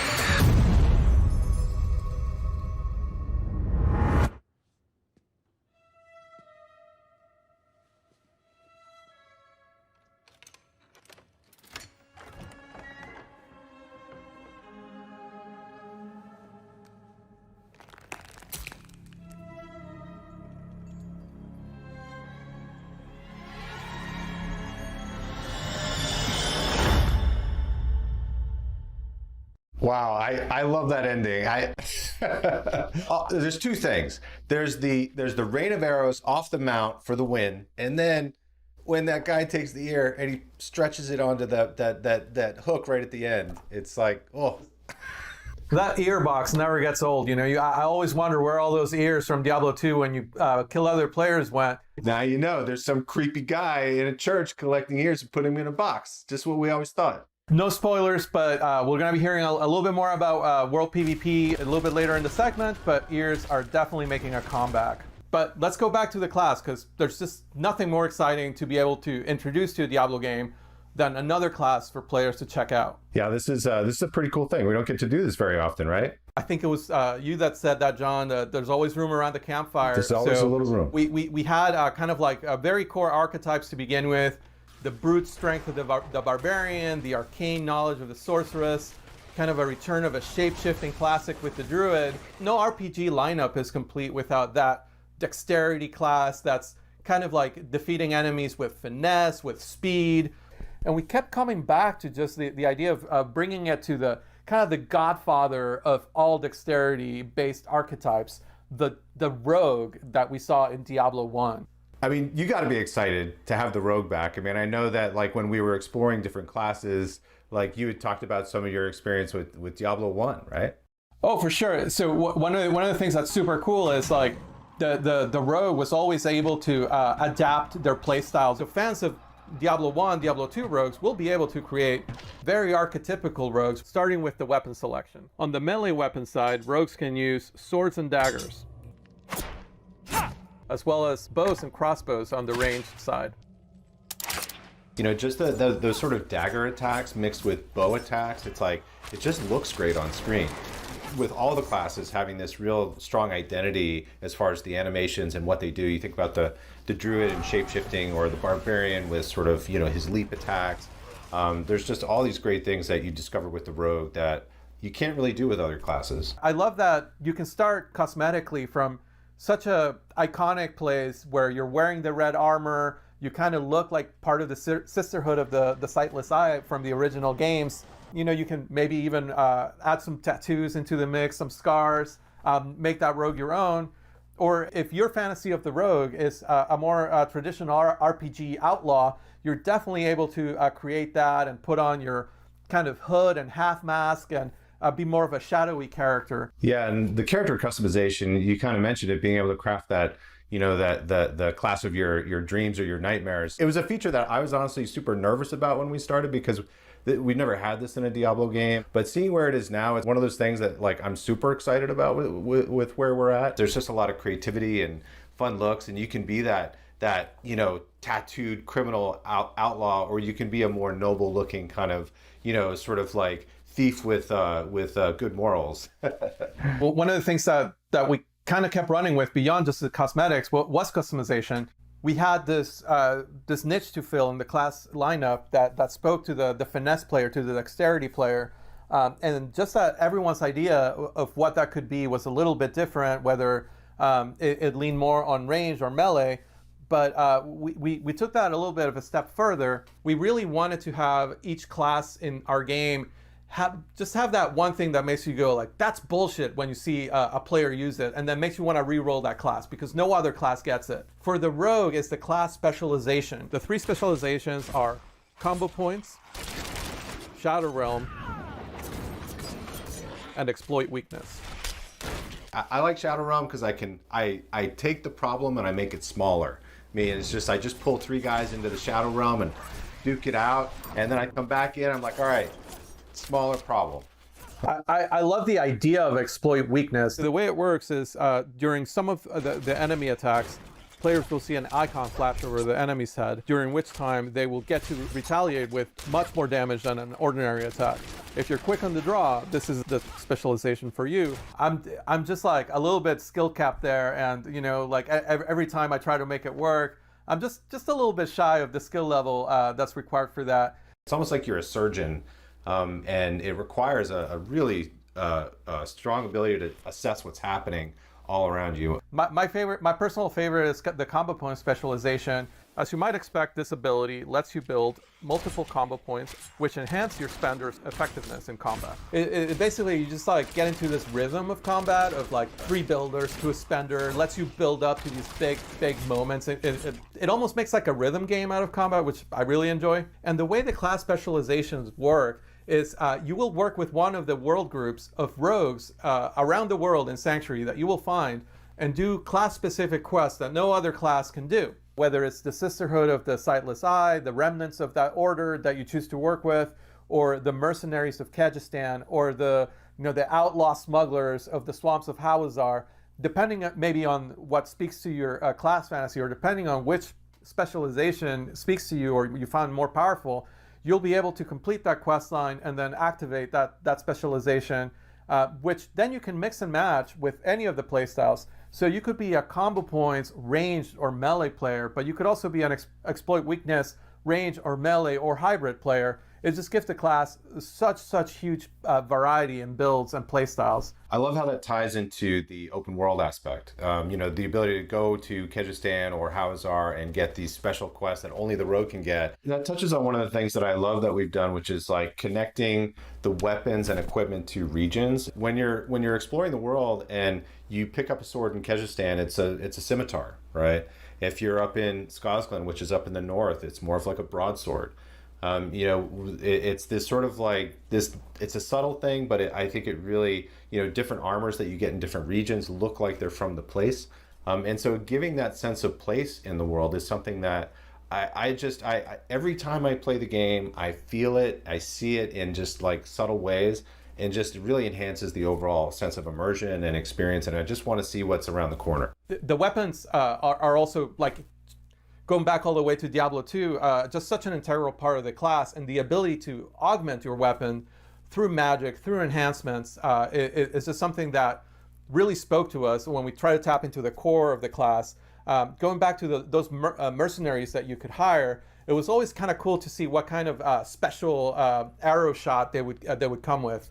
And it's something we paid homage to with the imbue system. All the way from directly elemental imbues like the frost imbue, which feels a lot like the ice arrows that the D2 mercenaries used to shoot, all the way to we expanded it to feel a little grittier, a little darker, into things like poison imbue and shadow imbue. Just the ability to take any sort of attack to kind of mix and match with those imbues. Once that kind of clicked for me that I could take any ability and imbue it with, either of those elements. Rain of Arrows with Frost and Rain of Arrows with Acid is completely different, right? Like you're essentially freezing the battlefield, and then I just love Poison Imbue because of the gruesome deaths that all the monsters experience. And we've had a ton of fun making that art, so it's always fun to kind of see just a field of goatmen melt into nothing. You just kill everything on the screen in a gory mess, which I never really gets old. It's a really flexible way to take a build that you're already comfortable with, that you already like. Say you're really comfortable with Flurry and Shadow Step as kind of your melee skills, and you find yourself needing more crowd control. Without changing your playstyle, you can just add the Frost Imbue to your bar, and now you're able to use those same abilities to slow down enemies or build up to a full freeze. Yeah, and Frost Imbue plays pretty well with group play as well, right? Where I can freeze an enemy and somebody else can blow it up. Or also the way that chills work in the game, they build up to a full freeze. So if your best buddy is a sorceress player, your chill spells and your Frost Imbue chills will actually build up faster than if you were using a single player. So just ask to open with Blizzard before you Frost Imbue, and you'll basically be freezing enemies twice as fast, which is super awesome synergy. So the last thing that's worth spending some time talking about the Rogue is like how mobile the class is, just how able the class is to kind of close the gap between themselves and the enemy. Even while they're mounted, you might find yourself, a full screen away and just dismounting into a rain of arrows, closing the rest of that gap with maybe like a dash, and then getting back out of there, dropping some caltrops. They can basically control the fluid motion of combat in a way that no other class can. That's something that beyond all of the other customization options that you have, whether it's the playstyle, whether it's the range at which you engage with enemies, whether it's the cosmetics, just the sheer mobility of the class lets you just adapt to the situations. Even when you would have totally been toast as another class, a room full of elites, you're able to use offensive abilities in creative ways. Abilities like Shadow Step, right? Like abilities like Shadow Realm, abilities like Dash. So you're able to kind of like use them to your advantage in a way that gets you out of a very dangerous situation by picking that one lone skeleton archer that maybe is not surrounded by everything else. You can Shadow Step there, get out of the way, and live to fight another day, which just feels like such a Rogue thing to do. When I play the Rogue, I really do feel like surgical precision. I really feel like I can move through the whole screen without. It feels kind of effortless and almost sometimes a little unfair. It's like when I go into Shadow Realm and I'm dashing, I'm like, am I cheating? Did I just break the game? And we'll hear more about PvP in a little bit, but I just couldn't go without mentioning that some of our most feared PvP players on the team play Rogue, and just the way they're able to like surprise you. You might be with a group of friends, and just that mobility lets them go to the middle of the group, unleash a rain of arrows that's frost imbued, and before you know it, you're all frozen. And looking at a Rogue while you're frozen, let me tell you, there are fewer scarier things in our game right now than that. So Luis, this was like the ultimate blog post. This has been a lot of fun getting to share a new addition to the campfire. And of course, there's probably going to be more in the future, right? We always say there's a little bit more room around that campfire. That's right. And that pretty much wraps it up for the Rogue. So why don't we go to Joe and Karina and learn a little bit more about those open world features that we promised. Well, thank you to Luis and John for introducing the Rogue, which I'm really excited that we finally got a chance to talk about and announce to the community. And we're here today to talk to you about Diablo 4 and the open world. Now, I think maybe the best way to start this conversation, Karina, would be just for me to ask you, like, what are you most excited about what we're adding in Diablo 4 for the open world? Like, what feature, what mechanic, what are you most excited to talk about first? I am really excited about just exploring the world. I am a huge completist naturally, that's the way I play, and I love exploring and looking around at every single nook and cranny. The more this game has been growing, particularly since last at Blizzcon, the more fun I am having just riding around the open world on my mount and exploring everything I possibly can. Yeah, it's really fun, I think, now that we've kind of taken Sanctuary and just made it so much larger when you're playing through the game. When you compare it to like Diablo 3 or Diablo 2, there's tons of like exploration and movement throughout the world in those games, obviously, but now that we've really been able to embrace the open world concept, we can really dive much deeper into like how does Sanctuary actually all fit together, like be able to ride from Skosglen to the Fractured Peaks, like it's very, very interesting that way. One of the things about that I think is really neat is the collection aspect of mounts. So, I mean, there's all these horse breeds and other mounts you can find throughout the world, from completing puzzles or just finding hidden locations or slaying certain particular kinds of monsters. Find various horses or things to customize your horse with, like horse armor.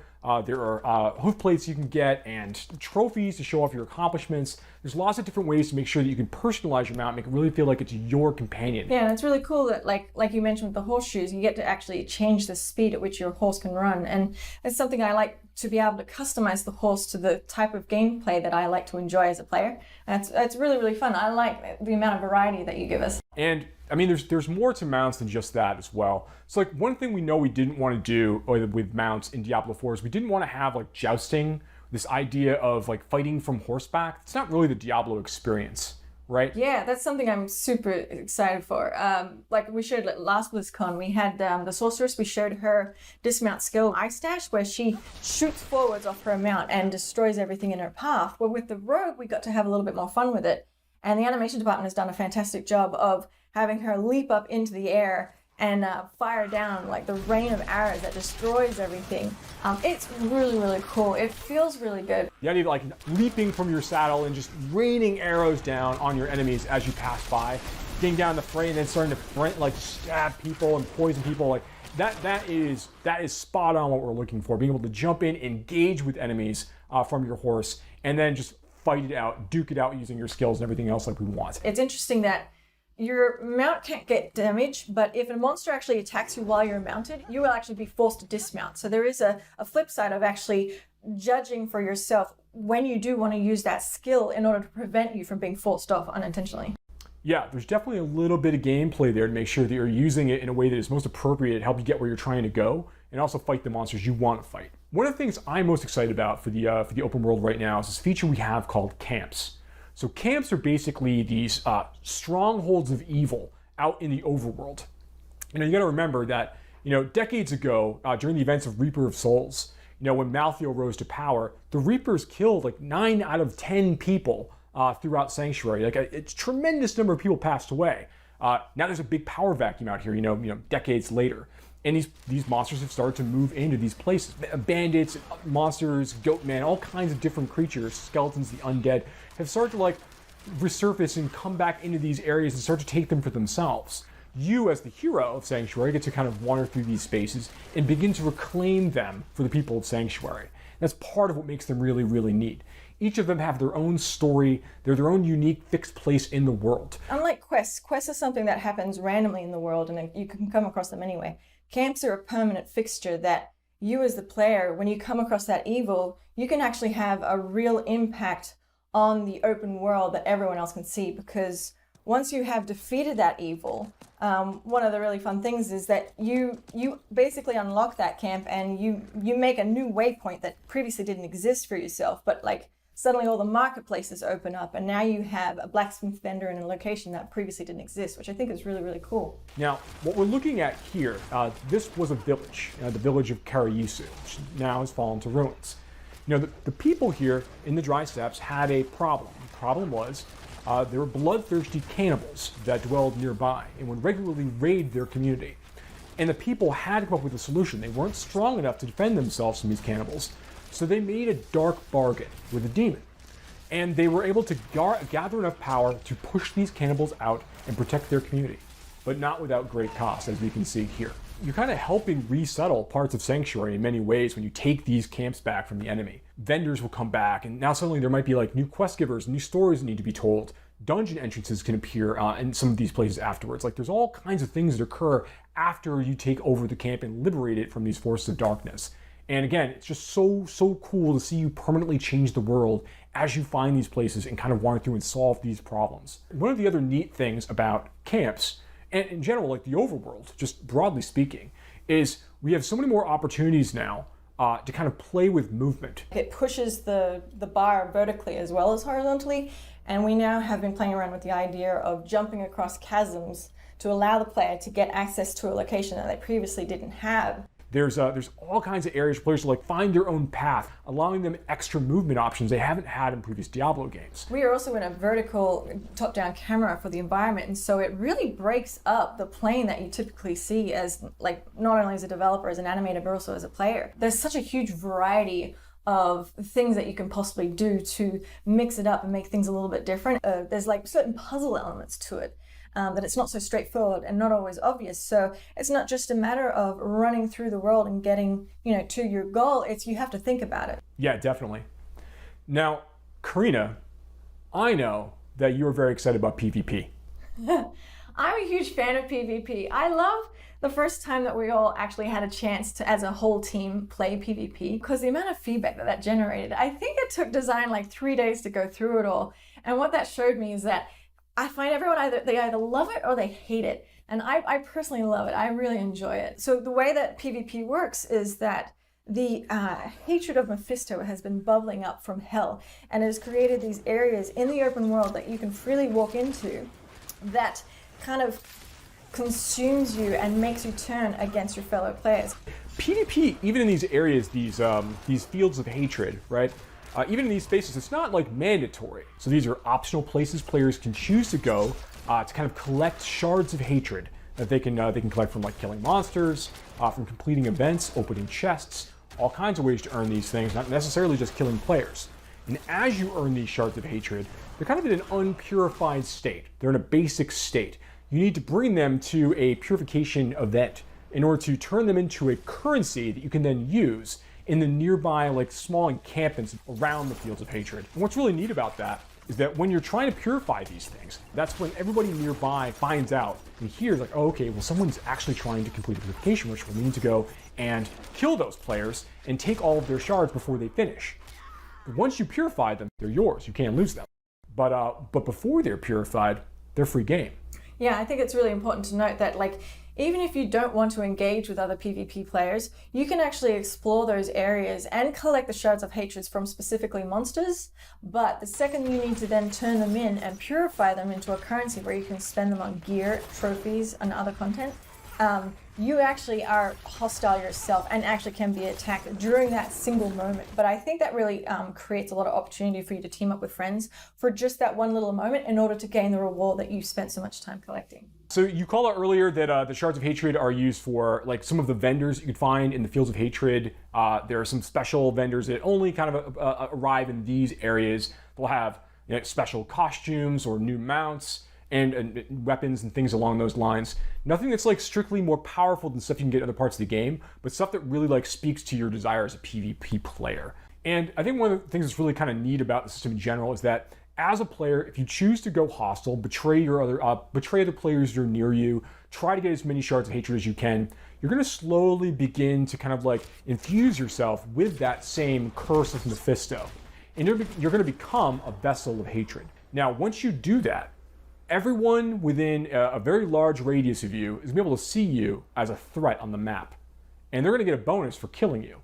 So when that occurs, you have a set amount of time you need to survive. And if you're able to do that without running away or jumping in a town portal and trying to escape, if you're able to do that and finish that period and manage to escape or defeat your people who are coming to try to destroy you, you're going to get a really big bonus at the end.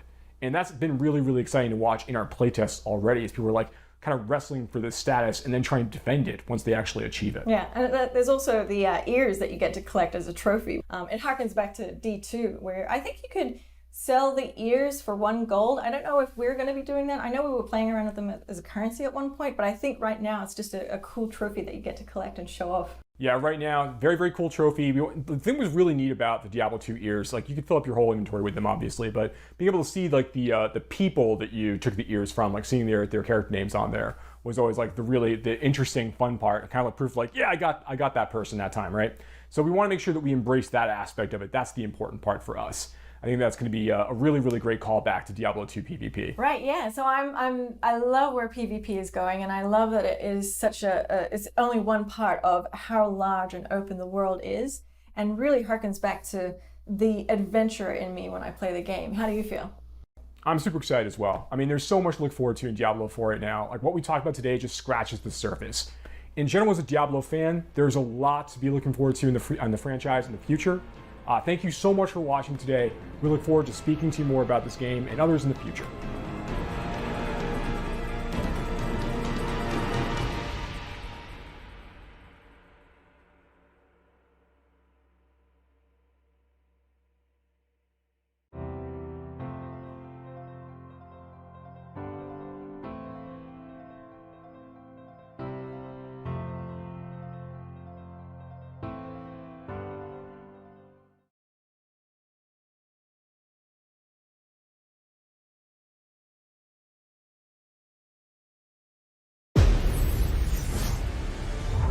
Welcome everybody to BlizzCon.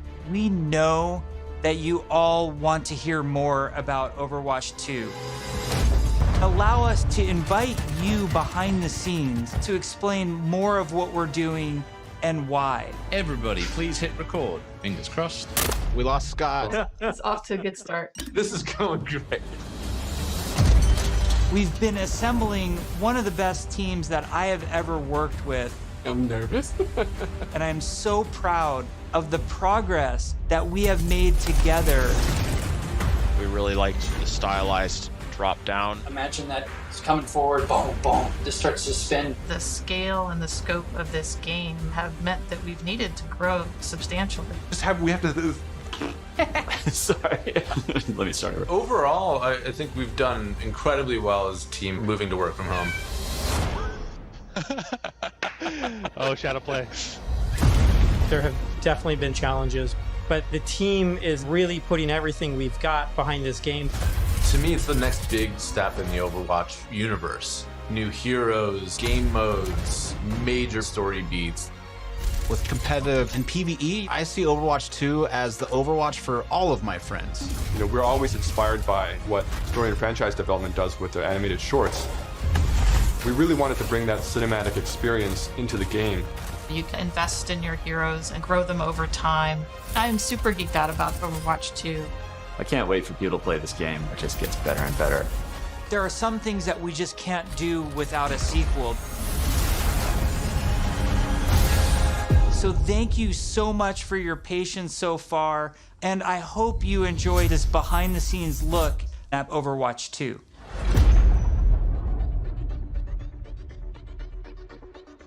All of our players at home, they want to see one of the new maps that we've never talked about before. Really? I can just talk about anything that I want to. Yes. You're serving this up to the guy that is like unintentionally leaked information in past interviews. You can do it officially now. Okay. So one of the maps that I'm most excited for in Overwatch 2 is our Rome map. We always want Overwatch to feel like this globe-trotting adventure for our players. So we're having a lot of fun coming up with the Overwatch version of Rome. We wanted a very romantic, sort of this powerful feeling of old world architecture. One of the most exciting things for me is the early building of these maps, where we get to sit down together with key people from the environment team, level designers, effects groups. We'll spend some time talking about moments in the game that we really want to see, like the Colosseum or a grand view of the hills of Rome in the backdrop. And then we'll go back and do a paint over, or we'll do a concept painting of certain things based on that. We try to draw inspiration from as many different sources as possible. For example, one of our environment artists had just taken a trip to Rome, and he returned with thousands of pictures and was so excited to work on a map set in Italy. There's a lot of ancient architecture in Rome that represents the empire that it used to be. So we brought some of that back. Some of the things that are destroyed in real life, we kind of rebuilt in a kind of an Overwatch style.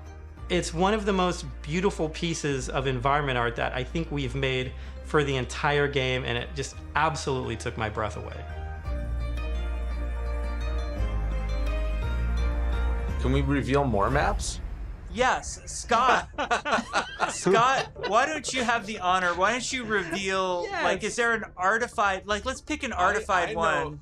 I know what map I want to talk about. It's the one that I just get super excited about. New York City. New York City is just an amazing Overwatch location. We're really striving to make it as authentic as possible while still putting this Overwatch spin on it. There's a lot of amazing buildings and architecture pieces that just, especially for artists, stands out a lot. And they usually use this kind of Art Deco style from the 1920s, 1950s.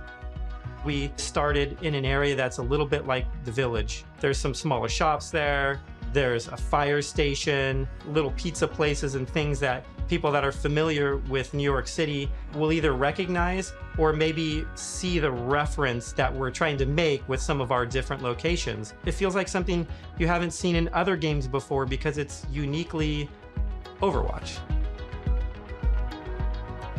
Well, we should move on. Otherwise, we just have to reveal more maps. So we were talking about PvP. And, you know, one thing that I think is really interesting about PvP in Overwatch 2 is some of the philosophical changes we're making to the approach. PvP feels different and new. We're upgrading our combat feel. The roles are playing differently. When it comes to all new maps, it's a pretty big departure from where we are on live right now. So I can't wait to see where we end up with it by the time we launch this thing. We're also experimenting with the idea we call role passives, which are passive abilities that a hero can have based on what role they are. For example, currently in our internal builds, the tank heroes all have knockback reduction against them, and they also generate less ultimate charge for enemies that are shooting at them. Damage dealing heroes have a movement speed bonus, which is great for flanking around the map. And healing heroes, support heroes have automatic healing that kicks in after they haven't taken damage for a while, very similar to Mercy's passive, but a little bit of a lower rate. One of the more shocking changes that we've been exploring in Overwatch 2 PvP is a change to the tank role entirely. That's applied to all of the tanks. We want to try to make them more toe-to-toe brawlers and less characters that just stand back and protect other people. So for example, for Reinhardt, we've given him 2 charges of Fire Strike, so he can throw Fire Strikes a lot more aggressively and more often. Also his charge, he's able to cancel it now, and you can steer it more aggressively, so you can, you know, not quite turn a corner, but you can definitely more accurately pin targets. And because you can cancel it, it allows you to use it much more aggressively and, you know, really go after those key targets without feeling like you're going to sacrifice, you know, all of your positioning, everything to get there. He's almost more terrifying now with this, be able to unleash his full arsenal more often than kind of just being the guy with a shield. The changes to Reinhardt that we're trying, and they might not ship, that's just the reality, but the changes that we're trying right now are to try to embrace more of that instinct that players have when they want to play a big burly character that looks aggressive and feels like it should be aggressive.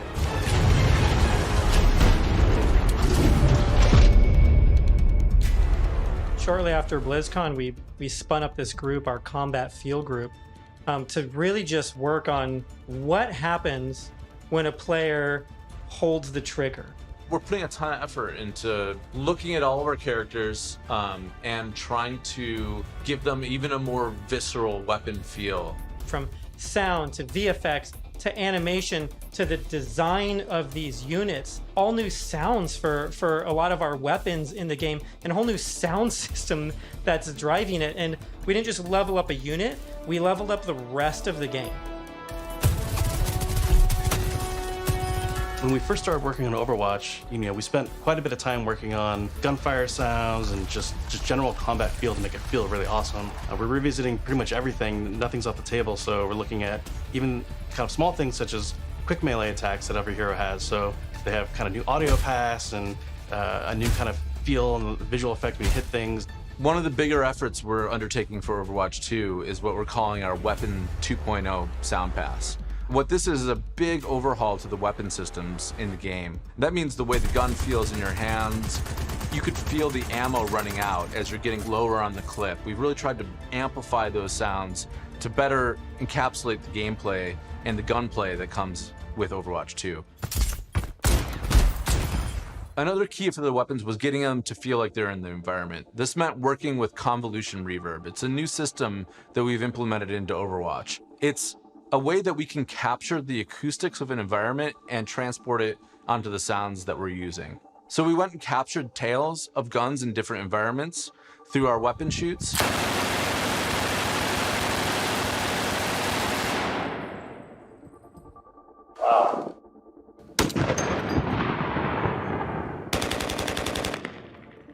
And then we've cut them and applied it so that we can support a lot more environments. Now we're supporting outdoor, urban outdoor, warehouse tales, tight tunnels, small rooms, and it gives a lot more presence to the weapons and the way that they react in the world. The shooter genre has evolved a lot since Overwatch 1 came out. On top of that, I think we really want to push the visceral nature of how we do combat. So we focused a lot, not just on the wonderful sound effects, but also with how the gun moves as you shoot. So you can really feel every single shot leaving the chamber. And there's a lot of subtle little tweaks we have to do on the gameplay engineering side to make that feel really visceral. Everything from making sure that the camera shakes are crisp, making sure that if you get shot, you know exactly these tight indicators show up on the outside of your reticle. All these things play into making the game feel not just tight and responsive, but also modern and up to date. Take 76, for example. What we wanted to do in Overwatch 2 with his weapon was make it really feel incredibly powerful, and that happens with a bunch of different elements that mix together. But it really feels like the gun is almost just outside of your control. A lot of that comes down to this camera shake technology, where every time you fire the weapon, you want to feel like it's running through your entire body, and the camera shake gives that extra bite to every single shot out of the chamber. It makes him feel really great. You guys got a sneak peek of Sojourn from last BlizzCon. She's been under development for quite a while, and she's actually quickly at this point become a lot of people's favorites in-house. When we look back at Overwatch when it was originally created, there was a lot of heroes that were made from a gameplay standpoint kind of surrounding a weapon type. For example, Pharah was based on a rocket launcher hero. Widowmaker is clearly like kind of the sniper. We thought there was a weapon that was kind of missing that would be a lot of fun to play with, and that's a railgun. It's so much fun in the playtest to have this really powerful shot that can, rip through enemies if you really are accurate with it. And she's all about that aim skill. So if you got that aim skill, you'll love her. We're still exploring new game modes, and we're also reevaluating older game modes that people are more critical of. We're of the mindset maybe 2CP doesn't exist in Overwatch 2, and maybe there's a new cool game mode that replaces it. We really want Overwatch 2 to feel like the next evolution, a true sequel to the first game, not an add-on. It's not a small part. It's not an extension of the original game. This is an evolution and a replacement to the original game, and I think it's exciting. Hero missions are probably one of the things that's the hardest to wrap your head around if you've never played one of them. The goal around hero missions is for these to be this co-op PvE experience. I personally only play competitive mode. I'm all about that competition. And I have friends that they don't want to do that at all. So I'm really looking forward to a game that I can play hours and hours with my friends who aren't in competitive, and it's also something that I'm interested in. Hero missions are the content that people are playing as they are leveling up their heroes. And so for a system like this to really sing, you need a lot of mission. We don't want players to feel like they're just in this grind to get to the top.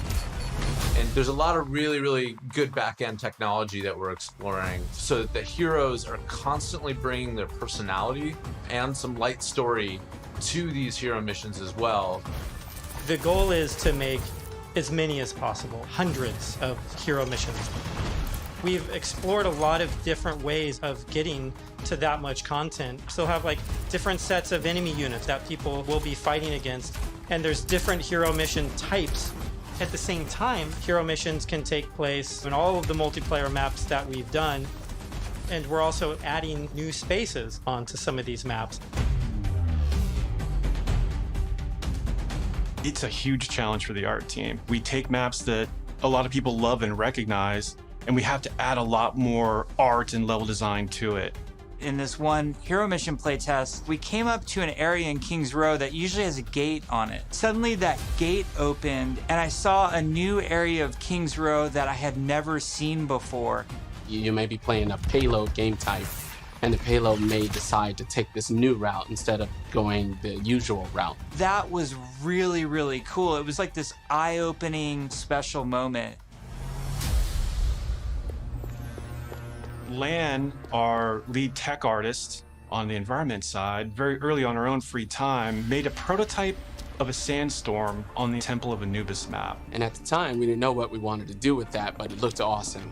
We looked at it and went, oh my God, we absolutely have to do this. So we put some new technology in place that allows us to do this dynamically. You start the mission off, clear day. Midway through the mission, suddenly this sandstorm or heavy weather would show up. It made the world just feel so much more alive. There's a sunset, daytime, nighttime, but depending on where you are in the world, these look different. California or Hollywood would have what we call a California sun. In New Bonny, there's a great African sun that happens there. You start to get a sense of space and mood. This is what really brings the levels to life. For me, the dynamic world's exciting. Just seeing these dramatic landscapes, the wind and the atmosphere blowing by. It's a much more cinematic experience for the player. Before you start a mission, you look at a map. It's nighttime in Necropolis, or there's a sandstorm in Necropolis. Players can make some comp choices based on knowing this information. Characters like Hanzo or Widowmaker start to be a little more valuable because they have abilities that allow them to see through the sand more clearly. Are we going to talk about any of the types of objectives in hero missions? Yeah, let's talk about the objectives. Players are being asked to do different things from one hero mission to the next so that they all feel really fresh to the player. For example, we have Gather and Return, where you're trying to go and grab these different canisters to kind of safeguard them so they don't go off and affect the population in a negative way. It creates this really cool tension in the world where on the one hand you're trying to split up and go grab all these canisters to be as efficient as possible, but at the same time now you're having these sort of special enemy units spawn that are really difficult, and if you kind of get caught by yourself, it turns into a pretty bad situation really quickly, and it feels extremely cooperative and like a very different way to interact with the Overwatch universe. We're experimenting with all sorts of ideas, and just internally we have names like Wall of Death, Scavenger Hunt, and Kill Quest, and all these new mechanics and enemies for people to experience. Players will be able to jump in night after night, play different hero missions, and then work through the progression system, leveling up their heroes.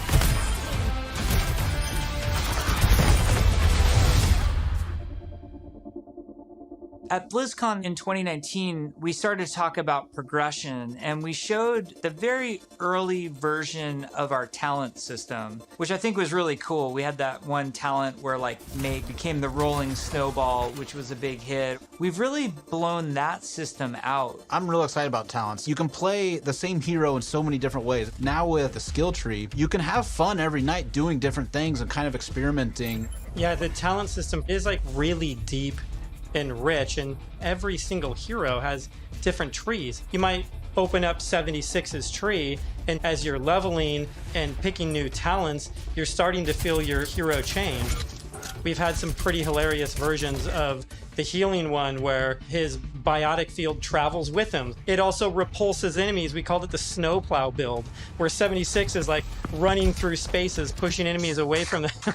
Designing these is super fun because it's like we get to break all the rules that we've sort of established for ourselves, and we get to really take the gloves off and do crazy things like Junkrat can dual wield grenade launchers, and we've had Mercy be able to area effect res their whole team at once at super long range through walls. It's been a ton of fun, kind of like mad scientists making all this stuff. You're all used to using these kind of kinetic weapons like Soldier 76's rifle or fire attack like what Reinhardt's Flame Strike does. As soon as you start to mutate these things with talents, all of a sudden maybe you're doing freeze damage or electrical damage. But it gives the animators a bunch of crazy opportunities. You know, the animations are going to change to show them freezing and shattering.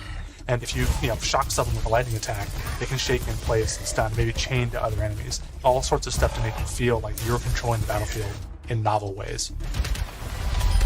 As a huge RPG nerd myself, the first time I opened up the talent tree system, it was like, oh my gosh, this is speaking my love language. Like, I just want to plan, and I want to see like where do I want to invest and how am I going to play this character. Yes, it's so great. And you start at the bottom of the tree. Like, yes, oh my, exactly. Like Tracer gets to do what? Yeah. And then you start working and kind of planning how you're going to get down there. It's like, Oh, it's so fun.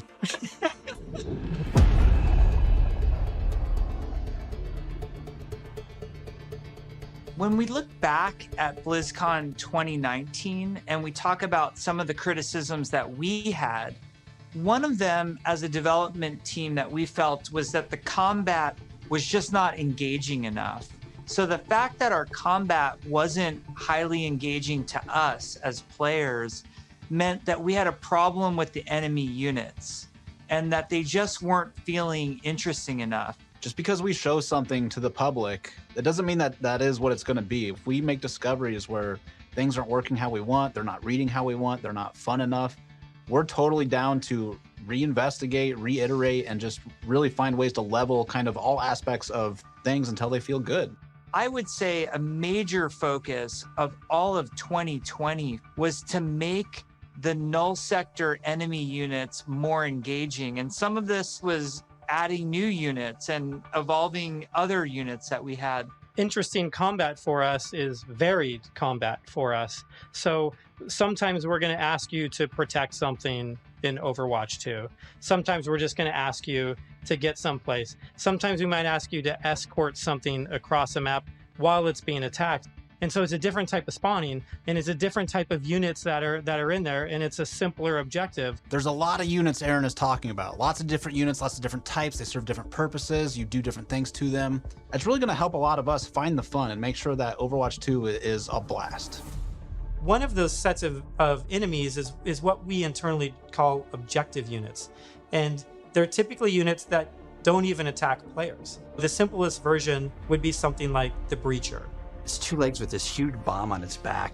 It was built to do one thing, slowly and methodically march towards its objective, and then it transforms, and the bomb opens up like a flower. It starts spinning and charging up, and you hear this awesome sound, and you know you have a little bit of time before it's going to explode and you have to take it out.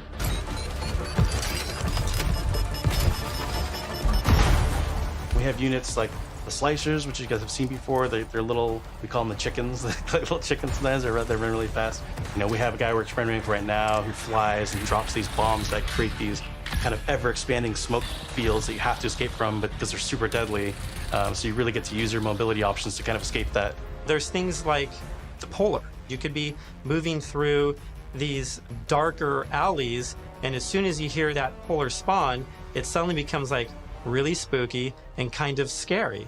This very tall, elegant-looking character that's blindfolded, 3 orbs that circle around her as her eyes, and we basically spun those orbs around her head as a big tell, launched them at the player, and then it activates this tractor beam, and it's bringing you in, and then you get this awesome like anticipation of the hair opening up so you know what's about to happen.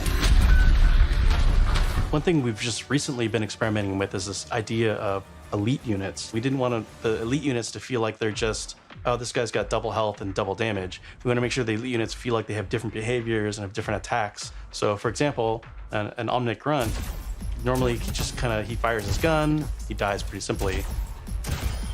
If you fight elite Grunts, his weapon fires in a burst fire pattern. It's very deadly if you're close. And if you manage to take him out, they don't just die right away. They instead can crawl on the ground towards you, and you try to back away because if they get to you, they can explode. Artillery at BlizzCon, we're all just staring at this, and we're like, what are we going to do to level this up? One of the things we really felt wasn't coming through was the damage states. We intend for players to shoot these guns off, but currently it's not reading as something that can happen in the game easily. We changed the design, we changed the animation, and we go back and forth and just continually iterate.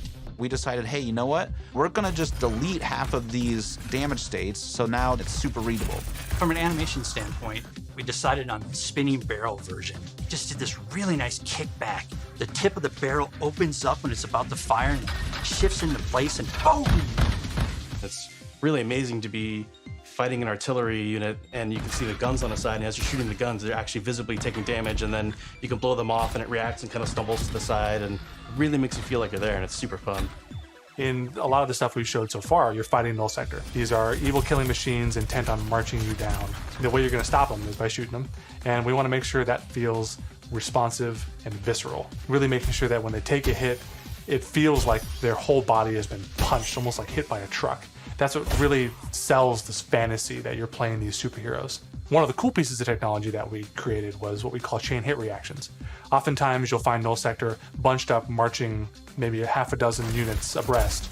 You expect if you shoot one, they're gonna knock into their buddies. So we make that happen. Turns out it's really fun too.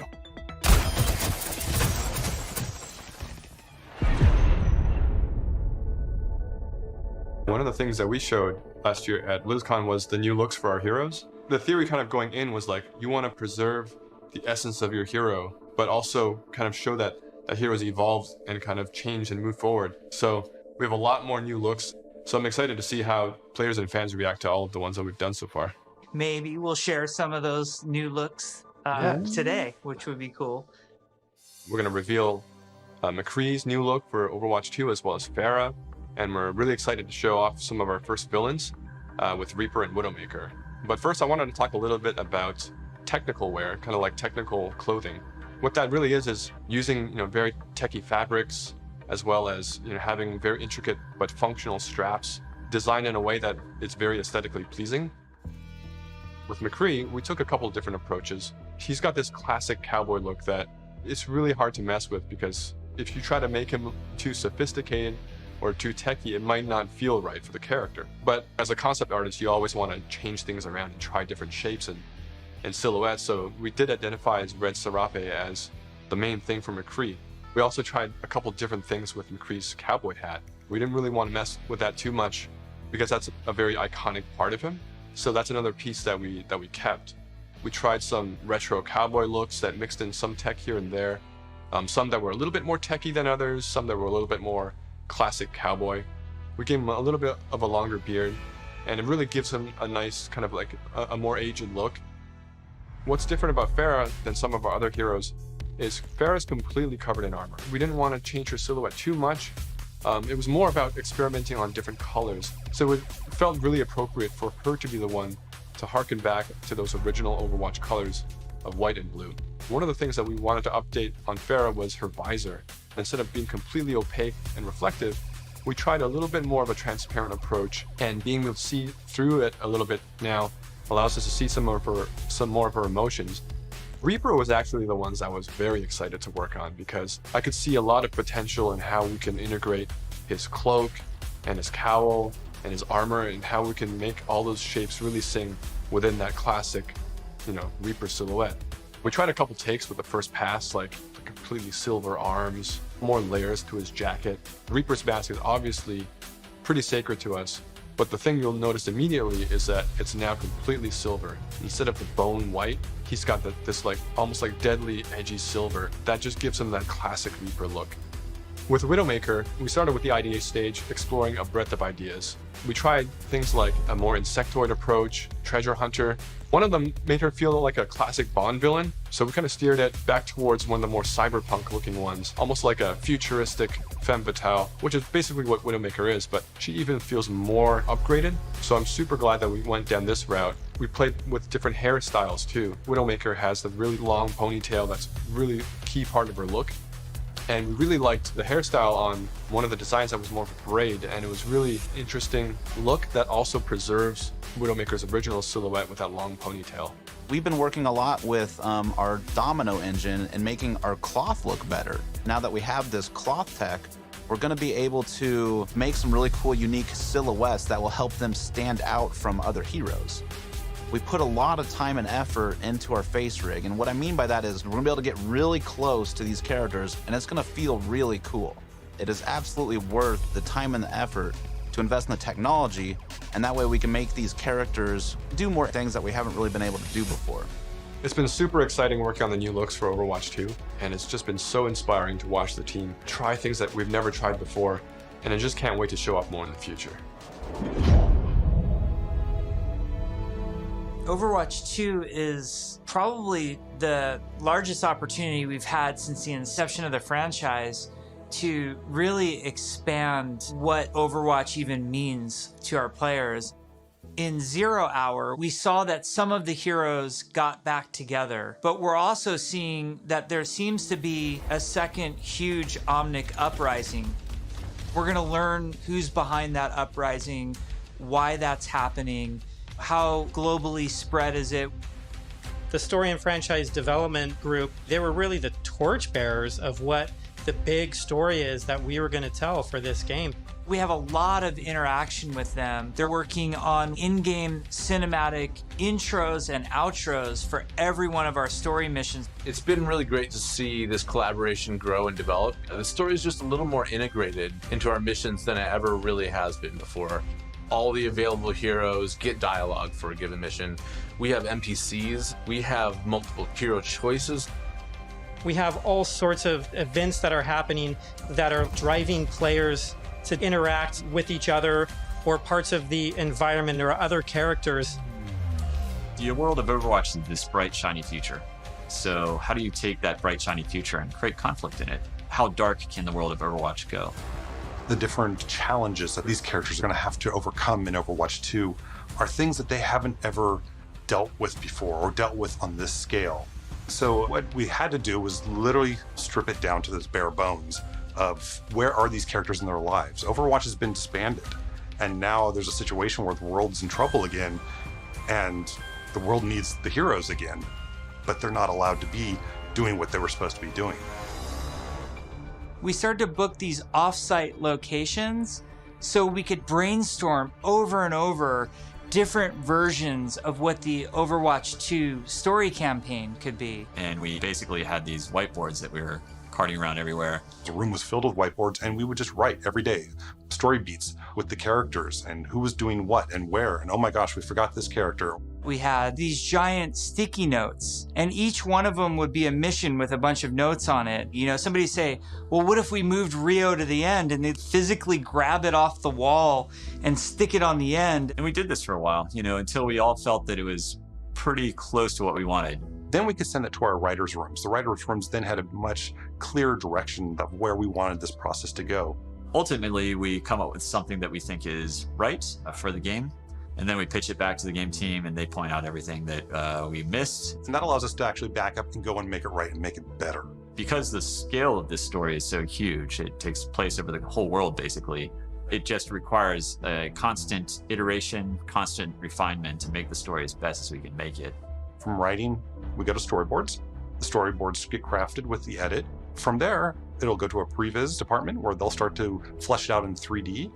Once we've kind of figured out our camera work and our cinematography, that'll then go to the animation department. And then we end up going right into the game engine. One of our challenges was to figure out how to integrate this story and this narrative with the gameplay. So if the intro cinematic ends with this huge battle, this huge war, when you get into the game, it has to mesh and feel the exact same way and blend together. We really are also trying to get the music to be equally as consistent from in-game cinematics straight through to the mission. Adam Burgess, our lead composer, has been working with the IGC team, with the game team, developing themes for all of the heroes, all of the locations. As the cinematic director, whatever we're crafting should never override the gameplay. We want to make sure that the player's experience going from the cinematic to the gameplay is seamless and it feels like a completely immersive experience. The engineers, we have to find a way to actually make that come to fruition. The choreo tool is a tool that allows people to coordinate different events to happen at the same time. Like in Rio, if you played our demo, one of the buildings explodes. And so that kind of event needs to happen as you're running by, and you need to have it timed, because if it blows up too early, then you don't see it.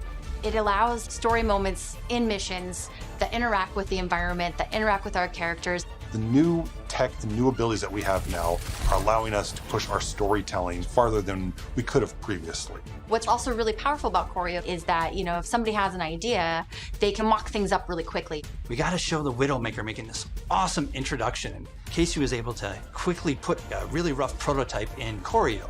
And Philip would come in and on the fly, he's making quick changes. They play tested something that would normally take weeks. It was done in like a matter of days.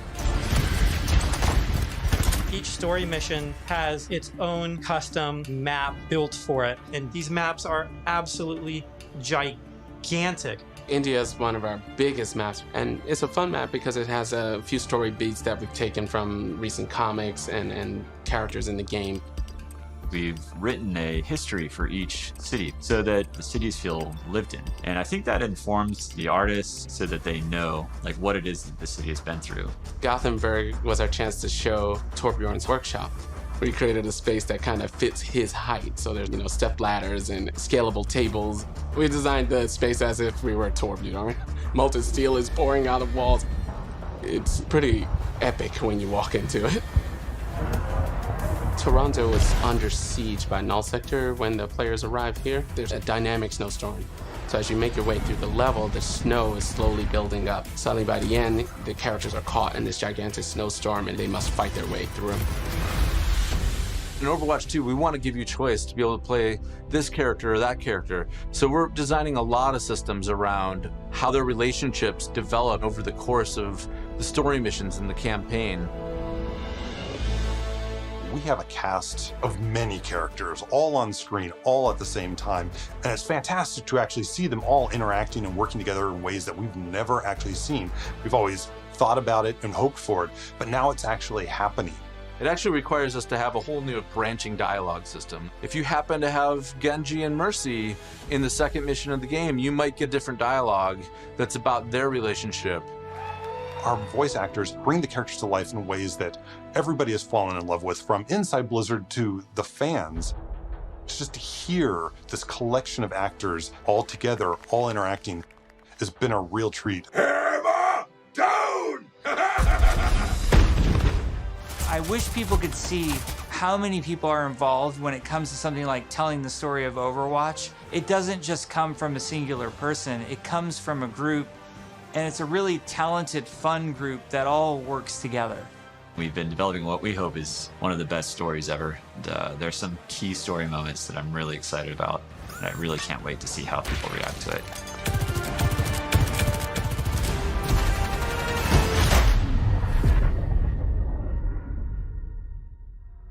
We've been talking about the game, about this universe. I know you all love it so much. Right now, we can sit down and have a night of Overwatch 2 and have it be a really fun experience. And I think we need some more time till we can say it's perfectly polished in the way that we want it. We've made such incredible strides since we first announced this and showed it to the community at Blizzcon in 2019. The thing that I'm most excited about is that moment when we hand the game over to the players. We want to create something that really moves people, really touches people. That's why we do it. We create the game because we want it to become part of your life and for you to experience it. For Overwatch 2, we're upping the bar. It's kind of 5 games in one. It's a huge undertaking. The new tech and the new aesthetics for the new looks bring you closer to the characters that you love, and we're just getting started. The fidelity of the gameplay experience is much richer. We are making cinematics that push the boundary of what we can do to tell stories. We want this dynamic world. We want things to feel alive. I'm really looking forward to being able to expand the world of Overwatch for our players. We're really trying to tell this epic story. In order to make a game great, it takes time, energy, collaboration. We have just an incredibly professional team of designers and artists and engineers. We just love bringing this world to you guys. So many cool characters. It's just a blast working on it. Our goal is for Overwatch 2 to be the worthy successor to the first game, to be the next evolution, and to be a true sequel. We have big plans, so thank you for sticking with us. We're gonna cross the finish line, and I know it's gonna be awesome. I hope people just end up loving playing it over and over. That's what we want to try and capture. I'm jumping in, I'm playing, let's go be heroes.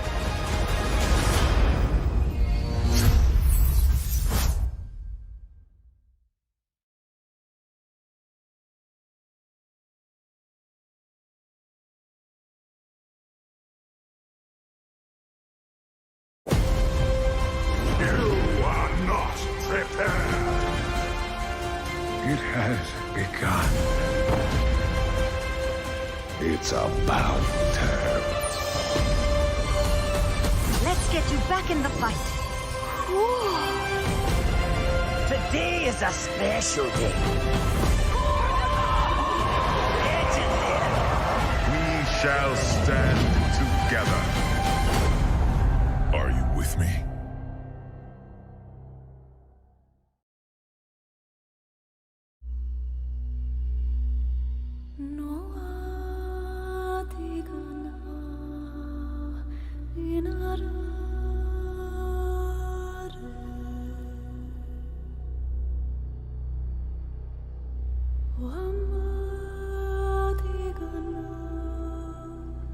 All right, we're gonna watch the video sent to us.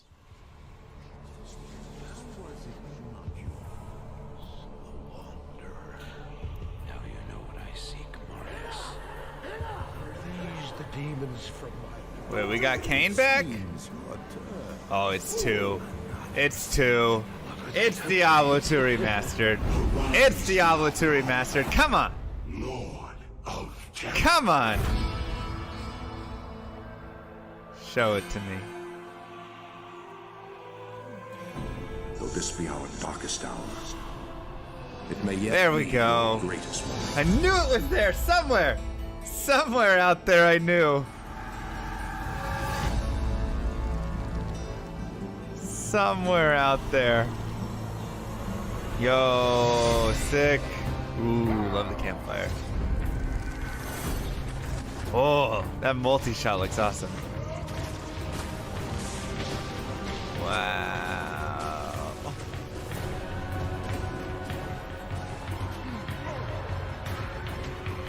Yo. And console, okay. All right. That'll be interesting. Oh, that leap attack was awesome. Oh. Oh, the Diablo fight is gorgeous. Not even death. Oh, resurrected. Let's go. Come on. So that was super exciting. I'm Mr. Lamesi. I am a Twitch streamer. I have been playing Diablo 2 for 20 years, streaming it for 6 years. I probably have over 25,000 hours in this game and just absolutely love it. So seeing the remaster happen, I have to just, of course, ask a very first high-level question. Why the D2 remaster right now? Well, Diablo 2 is a very special game to Blizzard, as many of you well know, and Diablo 2 also had its 20th year anniversary. So with that, we really wanted to stay true to what that authentic experience was for Diablo 2 and bring it to the current audience and improve it for the existing audience and invite new people to experience it for the first time. It's also good learning opportunities too for us, especially when we're partnering up with Vicarious Visions now to work on a remaster projects like this together. So it's been a great partnership. We've actually worked with Blizzard for a while now, a couple years, even starting with some Battle.net integration type things. We just finished Tony Hawk Remaster. Before that, we did Crash Bandicoot Remaster, and it just seemed like a perfect match for us to work together. It was a shock to my system to first to come in and then see that it's a remaster trailer. Was not expecting that. But then to see the complete shift in the design and the art and everything. And I'd really love to hear more about how you came up with the process for how you want to remaster the look of it, right? How you wanted it to visually exist. And I'd love to bring in Chris Amaral to talk about some of that. Chris, can you discuss a little bit of the philosophy and the design decisions around this remaster? So luckily we had a ton of good inspiration from the original D2 art. Our primary focus is always nostalgia, right? We want to make sure we focus on getting this right and deliver an authentic experience that players remembered from 20 years ago. Every choice we make with the art, with the models, with the environments should really ignite that nostalgia and then reinforce that emotional connection from the original game. But then we came up with like a 70-30 visual guide. 70% is basically the classic. This is where we don't touch. We don't touch what works, right? We want to maintain those iconic shapes, colors, tones. Everything should be one-to-one and faithful to the original.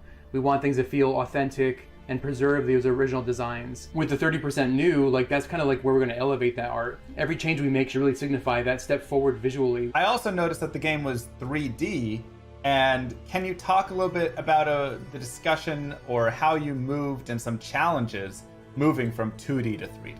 Well, I mean, evolving from a 2D sprite game, like a 2D image game, to a 3D is very challenging. We basically had to write a complete new PBR renderer, so a physically based renderer on top of the old game logic. It's difficult because you're dealing with models versus 2D sprites, where you have to basically write. You have dynamic lighting, you have dynamic VFX. Like a lot of that is an additional system that we have to work out on our end. So the follow-up to that question, I suppose, is I wasn't able to see any items when I was watching that trailer. Are all of the items also going to be remastered? All of the gems, all of every single piece of this? And what sorts of flavor did you decide to add to that artwork? So everything is being redone. So we remodeled everything because everything has to drop in the game. So you have your icon art, and then you have your 3D space art that flips, right? So we had to basically model everything. And as far as the inspiration, we actually were inspired by some original documentation that we found from Blizzard North, where there was a huge Word doc of like where the original artists pulled inspiration from. So a lot of that was like very historical landmarks, locations, and very very much real world referencing. So that was kind of where we kind of pulled our inspiration as well. We wanted that functional design that the original art had. Everything felt like it was believable, and that detail really does help to give it some realistic context and makes you feel more immersed in the game. Like it makes you feel like you're part of this world when you can see every little buckle and strap. I remember when we went into the tavern and there was garlic hanging from a beam, and we're all like, what's the garlic? And this is all full 3D everything, and then they're like, oh yeah, there was garlic in the old game. We go back and it's like 4 white sprites, and you're like, holy cow, yeah, garlic, and there's hams hanging and everything. So it was really cool to see it almost for the first time. And it's funny because original SD, like it was made in all 3D. So we actually came across a bunch of screenshots that were a different camera. Like it wasn't the isometric camera. It was like either marketing art or something else, or maybe just exploration. But there was shots of that garlic in the original art. You could never really see it in the pixel art, but it was there. So it was telling that they were really trying to achieve something very very grand with this art. I'm not gonna lie, I never knew that they had garlic hanging in there. I mean, maybe a couple white sprites. I thought they were maybe candles, or who knows? No clue. But that makes me excited to go look around now and just like explore all of the areas in the game, just to look at the new detailed art and see what was. Well, you see it now too, because also we have the one new feature for the art on the art side of things is a zoom camera. So it'll help you get in there and look at all the details. Like it was something that I really felt strongly that like a lot of ARPGs that come out now all have a zoom feature. So this will really get you up and close and personal with like your armor, your weapons, like everything, the runes. Another way to look at it too is our legacy toggle feature, where you can flip back between the old visuals of the game and our current visuals. It's not even just a simple art swap. It is really the old game running underneath, because like Chris was mentioning, our new art engine our graphics engine is running on top of the game, and is mimicking what is running underneath. It's still following all the same data and rules and timings of everything. So we are still being true to that 25 frames per second of what the game is underneath, but rendering it in a way that has more frames per second. Yeah, I'd love to hear more about that specifically, because when I go into Diablo 2, I'm thinking 25 FPS, and like you said, the game is built on that. My faster casting, my hit recovery, all of this stuff is built on 25 FPS. So how do you create a game that's 60 FPS? So all of the logic and how the game talks with the server and everything like that runs on that cycle, and that hasn't changed.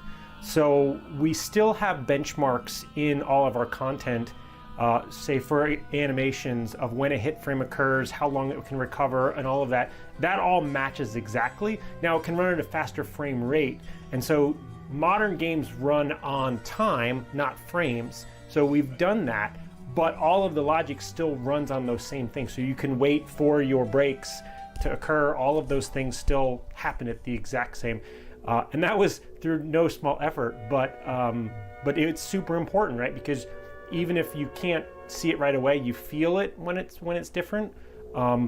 We've done that on lots of areas. So for example, the original game only had so many sprites to render your rotation. So you'd have your character and they're rendered out at so many angles, and the monsters even less. But you could actually walk at greater directions, right? You have, I think it was 64 different squares around you that you would path to, and you'd have feet sliding. We've increased that, so now there's more granularity. Obviously it's 3D, your character can run straight, but underneath the hood, I mean, this is a game made back when the inspiration was tabletop games, and so the game is a grid, so it still respects that grid, right? Like on the controller will still allow you to move small amounts, because you push the stick a little bit, but it's still, you're either in a run state or a walk state, stamina's still a thing, you're still on a grid. Like all of that logic, once again, is all being driven by the old game. That hasn't changed. Rob was mentioning animation. Animation is also like, it was very challenging because, you know, you only had a few of the frame counts basically to make that animation. So it wasn't like a modern game where you have tons of different keys to make it very fluid animation. We had to really like maintain that timing, that pace. The posing was a big focus for us too. We wanted to get those iconic poses for each character, and then just align that silhouette. So continuing the talk of visuals, I want to talk about characters, cosmetics, how they look. Because I know something that I love with Diablo 2 is just putting on, you know, a scale mail, putting on a full plate mail, putting on a sacred armor, and seeing the character like have the different change and all of that. But some things still don't like reflect over in the color of it or whatnot, right? Some do, some don't. Is there going to be changes there, or is it just enhancing all of those visuals and making them just look even cooler? So our goal was to basically be one-to-one with parity with the original game. So we built every piece of armor that was in the original game and is now in the remastered version. The only difference we did is with the icon items. So now we have a more connected visual with the icon and the item that drops in the game, where before you had different visuals. That's really the only thing we pushed on as far as modernization. Yeah, so like shields or weapons, a lot of the unique items that you find in the game had special kind of icon arts, right? And that is something we're actually going to be showing on your character in the new visuals. That definitely excites me. I think that's something a lot of people would love to see, you know, a lance guard and have the cool stuff actually on their character there. It will be the same model you see on those icons. Are we going to see remastering of the cinematics in the game? Yes. Yes, we are. Yep. The entire full 28 minutes or whatever is going to be all remastered with new high fidelity art. It's going to look amazing, by the way. So will the sound in those also be remastered, and any other sound in the game be remastered? All of the audio has been remastered, as well as we've added additional surround sound features. There's more ambient, there's more effects going on. It's just a richer experience if you want to play with your, full setup. However, we have to use that measured hand as well with audio. There's just a lot of very, very iconic sounds that we really couldn't change, right? Like if you put a skull into your inventory, that pop noise, don't change my skull sound. Exactly, right? So there are certain things you're gonna, you'll hear. For like your footsteps running will have some variety. When the rain kicks in, it's going to have a lot more depth. When you go to the jungle, you'll hear a lot more life in those trees. But yeah, there's just some sounds we couldn't mess with, right? With Blizzard, when we're creating new games, one of our design philosophies is to what we call find the fun. And when we were looking at D2 again, we very much felt like the fun is still there. So it's actually one of our core pillars for Diablo 2 Resurrected specifically was to keep the fun and keep it at its core. And because of that, we're looking at it more as a remaster at that point, and like what can we do based on what the community wants or what features naturally are necessary for making this game run on modern day systems and things like that. I think also we want to thank and appreciate the fan base, right? This is really a true nod to the original game. We want to preserve that game and the structure of that game as much as we can. And if we went with the remake, it would be a completely different game. So I think that was the reason why we chose this. Speaking, from my experience or from some of my community's experience and the discussions we've had, we definitely felt like with Diablo 2, a remaster just seemed like the way to go, because there's so many, like you said, there's so many of those tiny details within the game that create, overall, when you add them up, create such a big part of the experience of the game. And remaking that into a new game could be a challenge, and could also be a challenge in keeping the fun of the game in that way. I kind of look at it a little bit like StarCraft Brood War, which also had a remaster, and how it's like a lot of the pathing bugs and the duds from the Reavers and all of these things in the game that were kind of awful are what make the game beautiful and what make the game super balanced. And if you were to go and remake it and remove some of those issues, it would change how the whole entire game plays. And so I felt like with Diablo 2, that's kind of the same idea, right? You got to keep some of those difficult details, because then it ends up creating the overall experience that we all know and love. Yeah, we also felt that, for a game during its time back in 2000, based on limitations, or everyone was still looking at strategy guides or just limited internet, it led to that kind of typical game design you see, where there was a lot of mystery, discovery. So we felt like that was another part of part of keeping the fun, which was to maintain that discovery of the game as well. So speaking to maintaining and possibly changing, what are the pieces that did end up staying the same? Or if it's easier to explain the other way, what are the pieces that were really changed to bring this remaster to life? So at its core, we want it to still be the same. So right away, things like the balance, the monsters you see on the spawn rates, item drops, and things like that are the same. And what we're doing is trying to take any of the rough edges you see, compatibility issues, resolution issues, and obviously the art, improving the arts as well.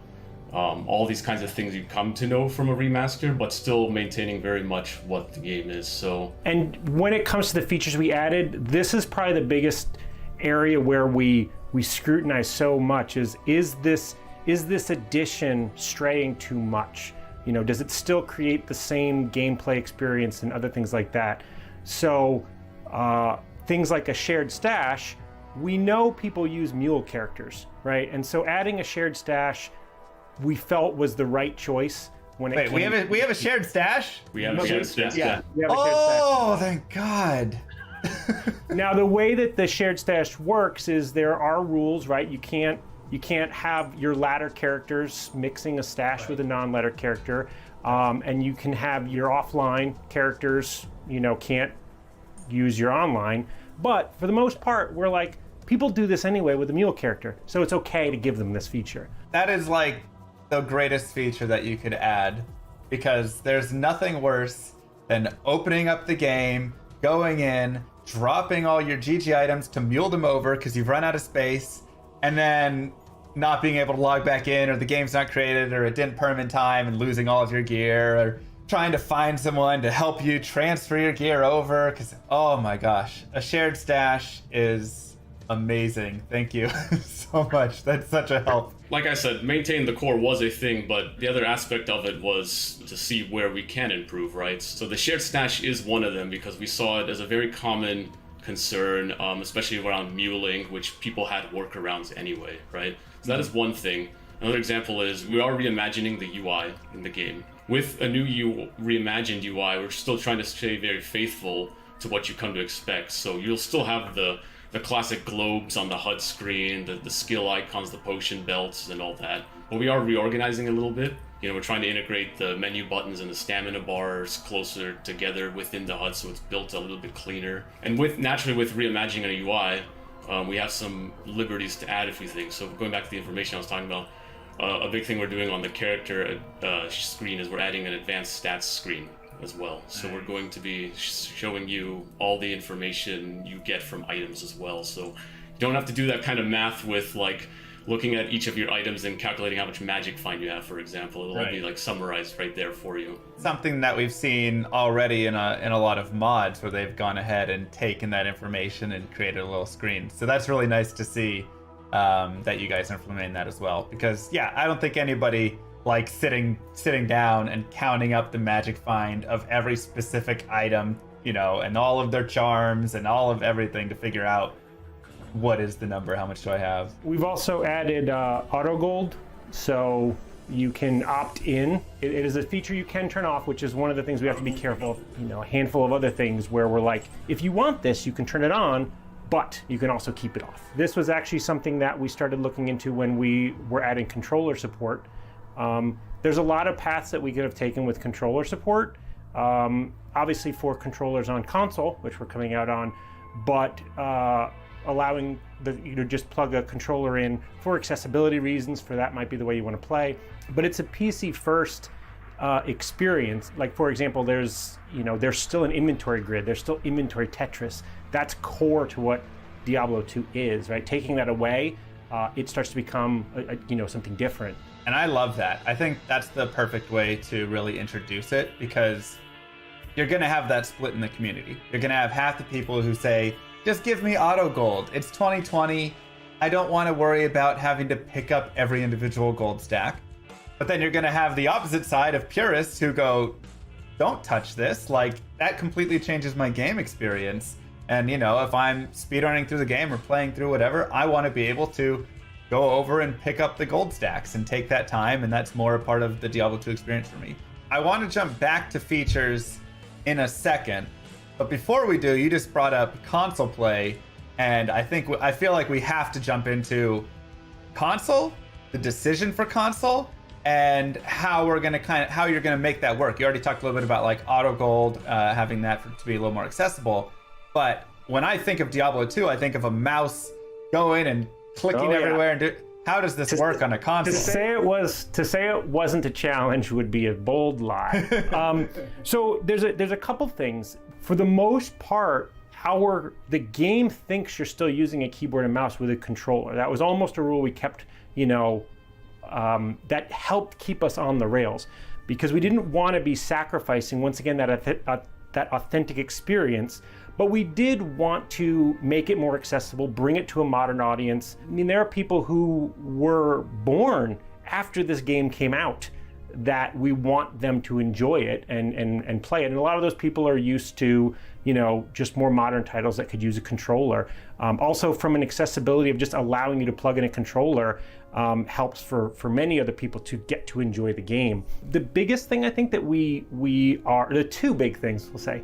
One is you're changing the way you play the game from being kind of an eye in the sky and telling your hero what to do by clicking on areas to actually being your character and directing them. So pathfinding is gone, right? Because you're doing the pathfinding and things like that, which creates some very interesting things. For example, the sorceress's teleport is meant to teleport to wherever you click. So in that area, when you're playing on the console, we will have a kind of a default distance that you will teleport to. Whereas on the PC, you can click wherever you want.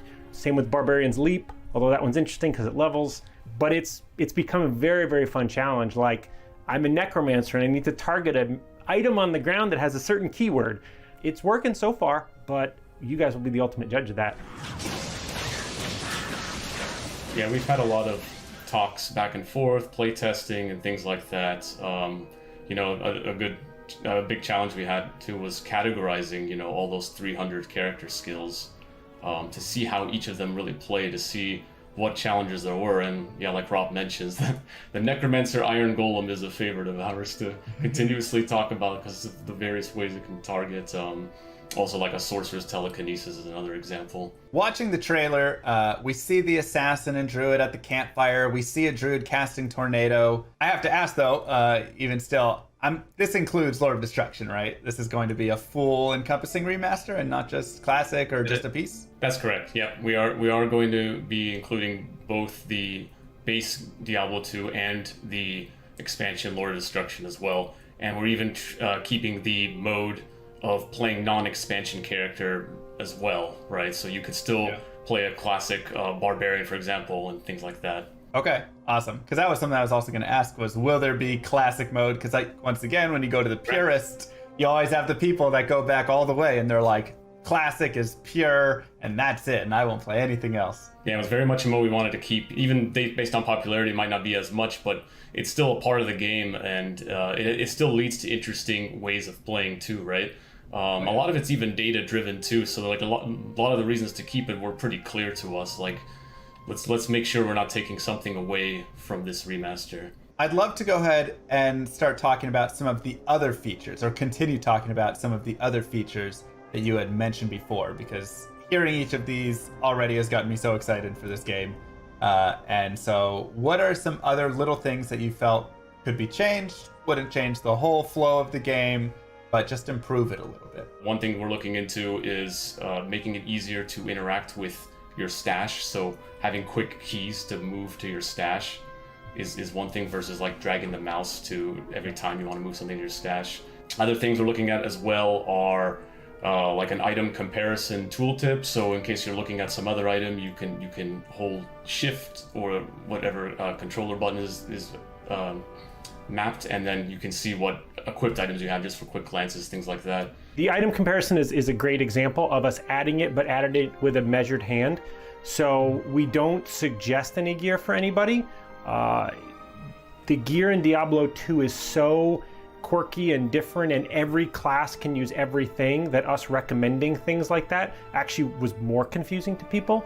So you hold shift and it's like, here's what you got equipped, here's what it is. I think that's the great way to do it with Diablo 2, because I agree. I mean, I think that's one of the best parts about Diablo 2. The items are so fantastic, so unique in their own design, that it would be near impossible to have a tooltip that could actually recommend one or the other, you know, because it's all so unique to every situation and character and skill build and everything. We added 5 more languages, so that's a feature to a lot of people who speak those other languages. The whole front end is pretty much modernized now, so your character is much bigger front and center right in the beginning, and you'll have a backdrop of whatever act you're in. So that's all been streamlined. You can still, play online or offline, but that flow has been improved. So what are your favorite changes that each of you have within the game so far? There's a lot of fun.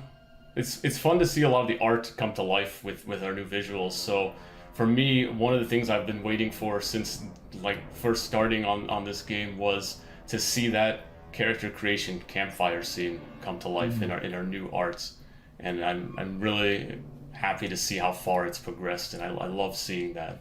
It's just such an iconic moment. It's the first thing you really see in the game before you get started, and it's amazing. Can I say all the art? No, I'm just kidding. So we added, like Rob mentioned, we added an act-specific screen in the front end. And it's basically this large screen where we have like a diorama of each act, and it's amazing to see, because it feels like you're really there. Like you can see the detail, you can see every aspect of the scene, and it just has that very immersive feeling to it. So that's probably my favorite part. I think mine is a little bit more squishy.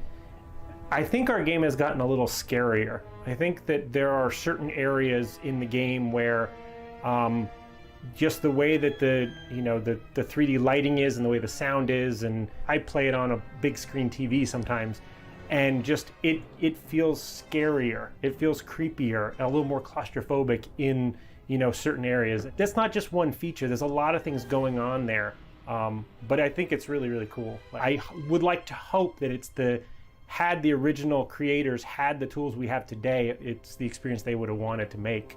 Yeah, I think the lighting really helps with that too, because we're a 3D game. That's one of the biggest differences between the original games. So what the game had before with the sprites, with 3D models built into sprites, was not a a true real-time lighting system. So because we're pushing that with a 3D graphics engine running on top of the game and getting actual 3D lighting inside of those kinds of caverns and corridors makes for a very interesting experience now, because it just feels more immersive with having light react around you like that. Yeah, I would definitely say, I mean, I've only seen the trailer piece you sent me, but even from that, just seeing like down in the tunnels or the sewers or, you know, any of those like you said, cavern dungeonous zones, the lighting, it was darker and brighter, and then things like the skeletons with the fire, it just had like this different, I agree, creepier feel.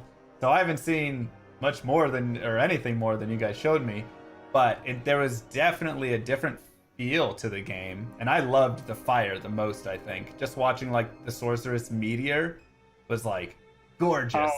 Fire and lightning, once we got all the effects up and running, that was definitely a couple of times where we would be just in a review and we're like, oh, like, and 10 minutes would go by and we're like, oh crap, we had a meeting, we were just playing now. Another thing that kind of goes without saying, that just because it's parody, but 8-player multiplayer, that just works. But once again, it was tricky to get that going.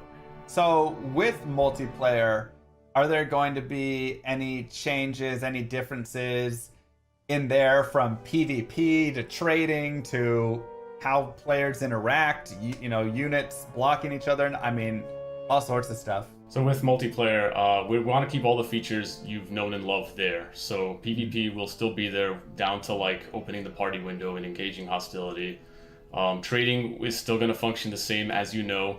You know, you can go into games, trade items, or talk in chat channels and things like that. Areas of improvement, though, like I said, going back to my mentioning of reimagining a lot of the UI, improvements to the Battlenet lobby. So we're trying to look at some things like improving like how you browse server games. Like, so when you're looking at a game to join and typing passwords and things like that, that's the kind of area we're trying to see how we could smooth out in ways like making sure you can browse normal games, Nightmare games, and Hell games, even though you've graduated to the higher difficulty. I'm sure you've known that. There's nothing worse than accidentally killing Bale in Nightmare when you're trying to do Nightmare Bale runs and you're like, I can't find any of the games anymore for Nightmare Bale runs. But you can if you log into a separate character. Right, you go to a separate character and then look at it. That was kind of our logic, right? Since there are workarounds there, that made it easier for us to make the decision of allowing some of those things. Another change is also looking into reducing ladder seasons overall. So right now, ladder seasons in Diablo 2 are 6 months, and we're looking at reducing that as well to help have more engagement and kind of drive more incentives too. You know, 6 months is a long time, and we're looking into like if we make it shorter, we could probably have greater beats throughout the year, as well as seeing people strive harder for getting like that to that level 99, right? So is there going to be any reward change on that, or will it just simply be, you know, the same standard? You get to 99, you're 99 on that leaderboard, and I mean that's a giant reward in itself. But I don't know if there's any other piece go up on the Battle.net website or something. We're not looking into adding anything beyond what the game really did, but in some ways there will be some things that kind of come out of because of what we changed. So we have the ladder, the leaderboard, right, where you can see each class going to level 99. There are easier ways to filter through that. And we're also looking into saving that, right? So you can always look back to previous seasons as well. So in a way, we're creating that kind of legacy now that has kind of been dropped from the past. So that's one advantage, is your names could be there in the legacy if you're looking in the past. I mean, I think that would be cool enough. Just anything to keep it there as like a forever, like this was season 1, season 2, you know? Like that's when I got my 89. Because I know a lot of people like to go and reflect kind of on their old characters and pushes and stuff like that. Character expiration will not be a thing anymore, by the way. Due to modern Battle.net integrations, we do not have to. You will not have to worry about refreshing your character.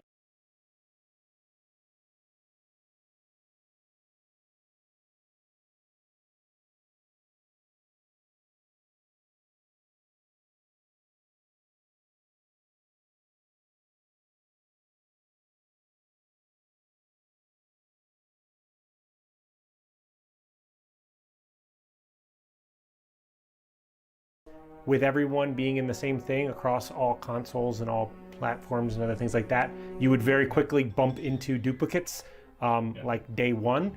And so we are allowing duplicate names. However, they will also be appended with your gamer tag or your Battle.net ID or other things like that, so that you are still unique. But this also allows us for people to play the game quicker, because we can autofill in your name, other things like that. Rob touched on it a little bit, but another mention there was going to global servers as well. So this is a new thing we're doing, where the concept of US West, US East, Asia regions, and EU are no longer going to be a thing in terms of like being on separated servers. So now, for the push for a global play with Diablo 2, you can now be able to join across people around the world. I think that's a fantastic change. That's always been one of the like saddest parts, is like they're on EU and I'm on, US East, and then my other friend's on US West, and it's like, how do we get us all together? Like, okay, somebody has to make a sacrifice there. And so that seems like a really positive change. So far, you guys are killing it. I'm loving absolutely. I just want to say, like, I'm loving all of the changes and all of the decisions that have been made. It feels like you're really respecting the integrity of the game, but really bringing in a lot of that quality of life, because Diablo 2 just had some of those pain points like muling and separate servers and all of that. So I just want to throw that out there really quick. There's a lot of love and care going on into this. Like we're very passionate about Diablo 2. I can even give you a little anecdote of when I started on the team. I was asking around too. Naturally, as a designer, I want to know as much as possible about this game in order to make good decisions on a remaster. So I asked around, like, what kind of files and leftover archives do we have from before, from Blizzard North? And I was told, I was given some, and I was told that was it, which I quickly disbelieved, because I like to just do my own little digging arounds to find out things. So I dug around a lot in a lot of archives, and I looked around in different teams as well, because naturally, a game from 20 years ago, people have moved on different teams, and like, where has data moved around across our other games across Blizzard. So it was within folders, I like to say, that I found a lot of old source files from Diablo 2. A lot of things, like within folders of saying stuff we should archive.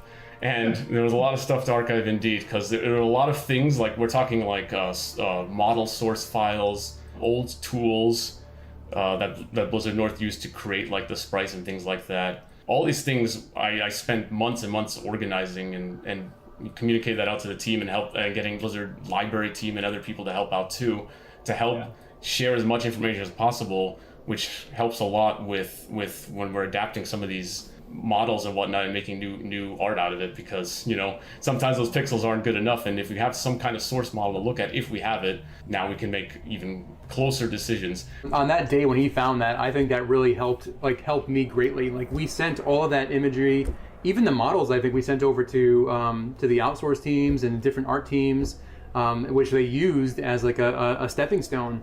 The only piece of art we actually reused one-to-one were Tyrael's wings. So we actually took the Tyrael wings from the old Max file, and then just repurposed that for hours. Like, we did very little work, very little modernization of that. We just made it work.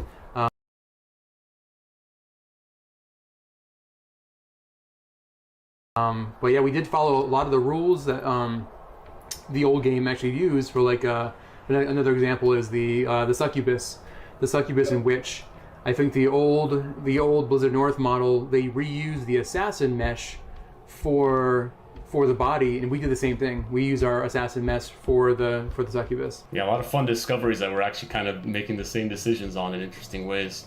Another example too, is because we found a lot of stuff. There's a lot of old texture files for some environments on the game. So another example is like the walls you see in the Act 2 tombs with those kinds of paintings on them. are the same textures we're using because we found the source files for those. Any symbology we have questions on, we always like jump into that archive, try to find some kind of source or reference or something, and we just reuse it as much as possible. We want this to be as true as possible. That could even carry over to the cinematics too, you know, like a lot of the cinematics cover the same locations. Think of like Tal Rasha's tomb with Baal in front of it, and there's all those runes going on behind him. Finding sources like that to try to match as much as possible was a goal, and I'm glad to say we did find those kinds of things and are matching it very well. So it's helping our cinematics too. There was even concepts we repurposed. Like we found a couple concepts that were amazing from 20 years ago.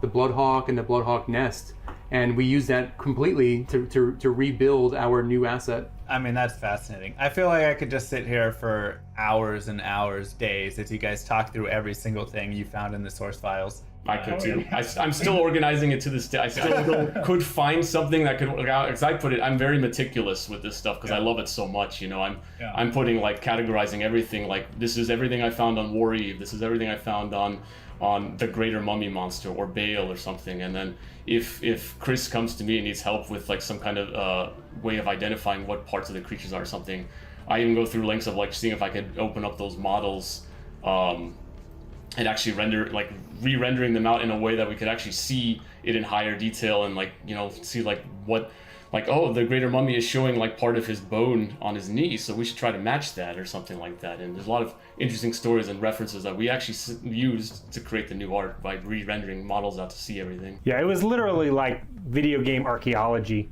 and even learning how parts of D1 were made, parts of the code that were commented out. Totally geek out on just all of the, because it's a game that we all kind of grew up in, and a lot of us got into the games industry because of these types of games, and this game in particular, right? And so it's almost like we're treating it like a classic car, right? Like, okay, it probably shouldn't run on leaded gas anymore, but you really can't change it, right? You just got to make it, good enough, even better, than they remember, and good for another 20 years. Yeah, and even mention of Diablo 1 is very key too. Like we look at Diablo 1 as well, because naturally this being a sequel to Diablo 1, especially within the time span of when it came, like Diablo 1, was 1996 and Diablo 2, 2000. A lot of things carried over throughout development. So going back to see Diablo 1 and what it's like also helped us make decisions, even some of the arts too, because we discovered certain things we didn't even realize before until later down the line. Like an example is in the Chaos Sanctuary, you see a lot of statues with these black knights, and those are actually the same Chaos Knights you see in Diablo 1. So sometimes some of the things I find, even source files from Diablo 1, were useful for us for reference, so we can make the new statues and things like that. Even the Sorcerer and the Act 3 Hireling shared very similar models. Like it was just an addition helmet or a little bit of detail on the chest, but that was really the difference. You guys need to do a developer archaeology discussion at some point where you just sit down and talk through all of this, because this is the most fascinating stuff I've heard. I mean, I've played so much Diablo 2 that I know so many intricacies of the game, but when there's more to be discovered, it's oh man, I'm itching to know. So I would love to just listen. The funny thing is, going back to our core philosophies on the game, we wanted to keep discovery and the mystery and stuff. Because you keep discovering things all the time when you play Diablo 2, all these little hidden rules and informations. It kind of carries that fascination over through development as well. We find a lot of things in the code, design documents, models, things like that were really fascinating to see how they were made. And I learned something new every day on the projects. One thing, shifting back to the online play here, I know there's definitely going to be questions around security. How are we handling duping? How are we handling bots? How are we handling, just anything around that, realm downs, and all of the disconnects and all of that good stuff that we deal with online? What's being taken, or what actions being taken there? So moving over to modern BattleNet helps us with a lot of those types of things. To say it's Loctite, I wouldn't dare do that. That's like throwing a gauntlet down to the community to try to break it. But all of that should be far more secure now. Now, We do still allow you to play offline, right? You will need to authenticate that your copy is legit, but after that, you won't be bothered. And so there's a reason why we leave those characters quarantined away from online. I mean, yeah, we have a server team working on it, and these are some of their efforts, right? We want to stop the bots, stop duping as much as possible. There's a lot of strides happening in the back end of things. So I'm excited to play this game, and I'm sure a lot of other people are very excited. How can we sign up for this closed beta, and when will this game be coming out? Actually, we will be doing a technical alpha, and you can sign up on our webpage today for future waves of invites. As for the game itself, it will be releasing 2021. Well, I just want to say thank you to the remastering team right here. I absolutely am blown away by how much effort and how much passion you guys are putting into this game and just into Diablo 2. I've loved Diablo 2 for 20 years, and I never thought that the game could get better. But I think you guys are respecting the integrity while upgrading and adding and improving. And I think this is going to overall just better the game. So thank you guys so much. I appreciate you having me on and for all of the hard work you've done. Awesome, thank you. I mean, your praise means the world to us. I mean, you and people like you who keep the game going for 20 years. Like, that's, if you guys didn't do that, this might not be happening, right? We see the passion in what you do, in what your colleagues do. Like, so thank you even more. And thanks for coming to do this. This was fun.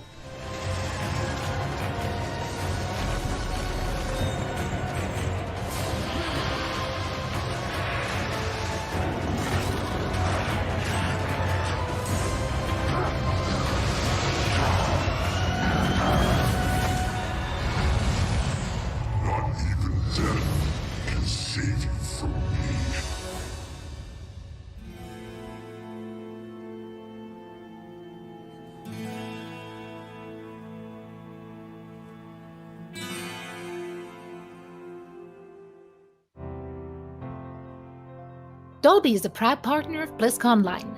Watch Shock vs. the World in Dolby Vision and Dolby Atmos, only in the Dolby Access app. Coca-Cola, the official refreshment of Blizzcon Online.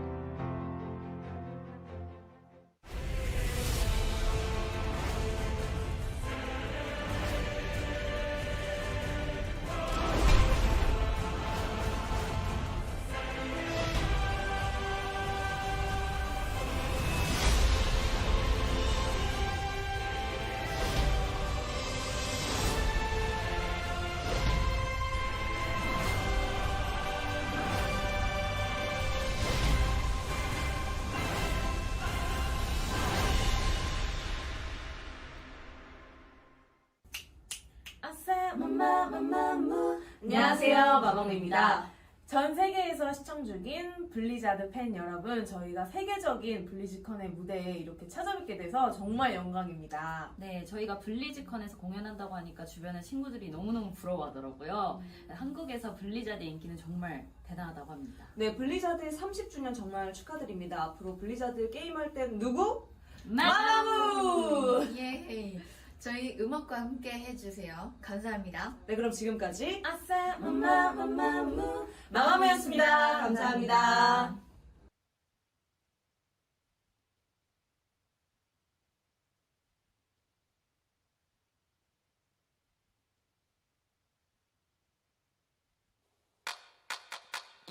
All I wanna be is 멋진 내 맘대로 걸어 머리 어깨 무릎 다 힙해 Do it like me do it 나를 따라 해 Kick it clap it clap it 모두 같이 해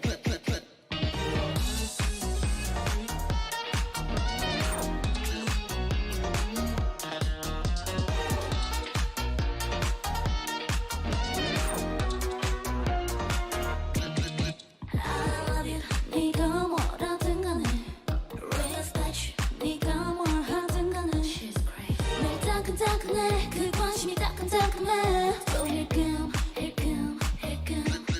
이제 모두 내게 갚아낼 대로 해 성공을 썰어 먹어 마친 유수해 누구보다 빠른 걸음을 걸어내 시즌 잊은지도 오래야 네가 All I wanna be is 멋진 내 멋대로 걸어 머리 어깨 무릎 다 해 넌 아니 된 old fashion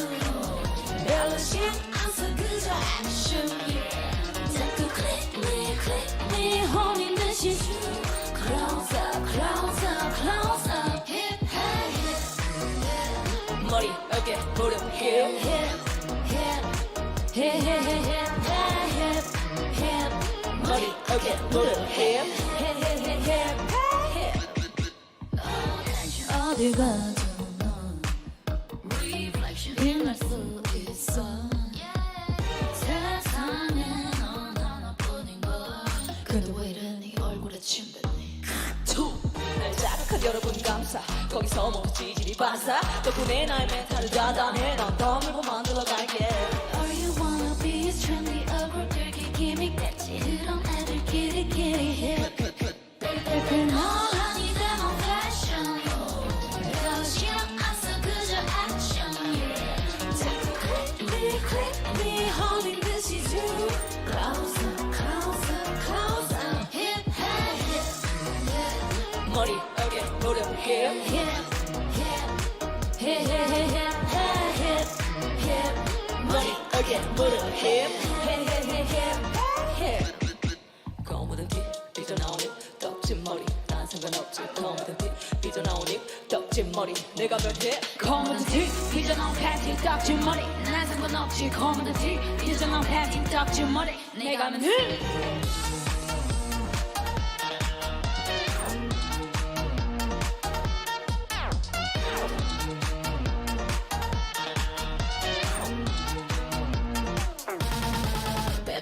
넌 아니 데모 패션. 별로 신경 안 써 그저 액션. 자꾸 click me holding this is you. Closer, closer, closer. Hip, hip. 머리, 어깨, 무릎, hip, hip, hip, hip, hip, hip, hip. 머리, 어깨, 무릎, hip, hip, hip, hip, hip.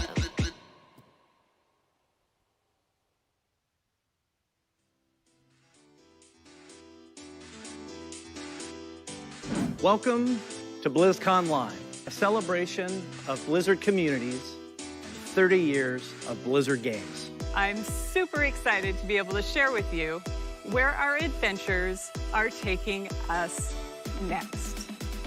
We have a special surprise for you today. Let's check it out. Well, what a day. I always love seeing those Blizzard cinematics and, of course, hearing all the latest updates from our dev teams. We're excited to unveil our first major content update for Shadowlands, Chains of Domination. Soon, you'll be able to revisit Outland yourself when beta starts and tell us what you think.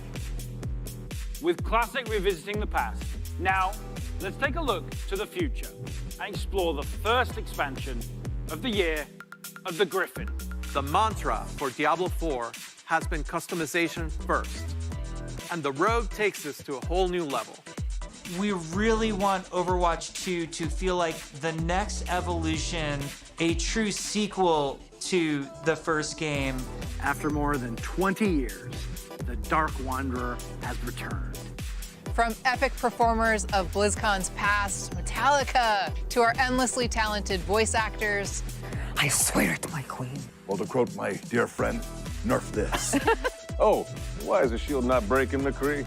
To Blizzard founders. I remember when there was a game out there that we liked, we always wanted to show that we could create something even better.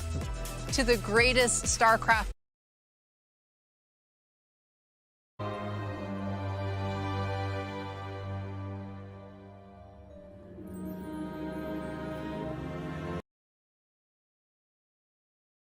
Responses to your questions and comments from today.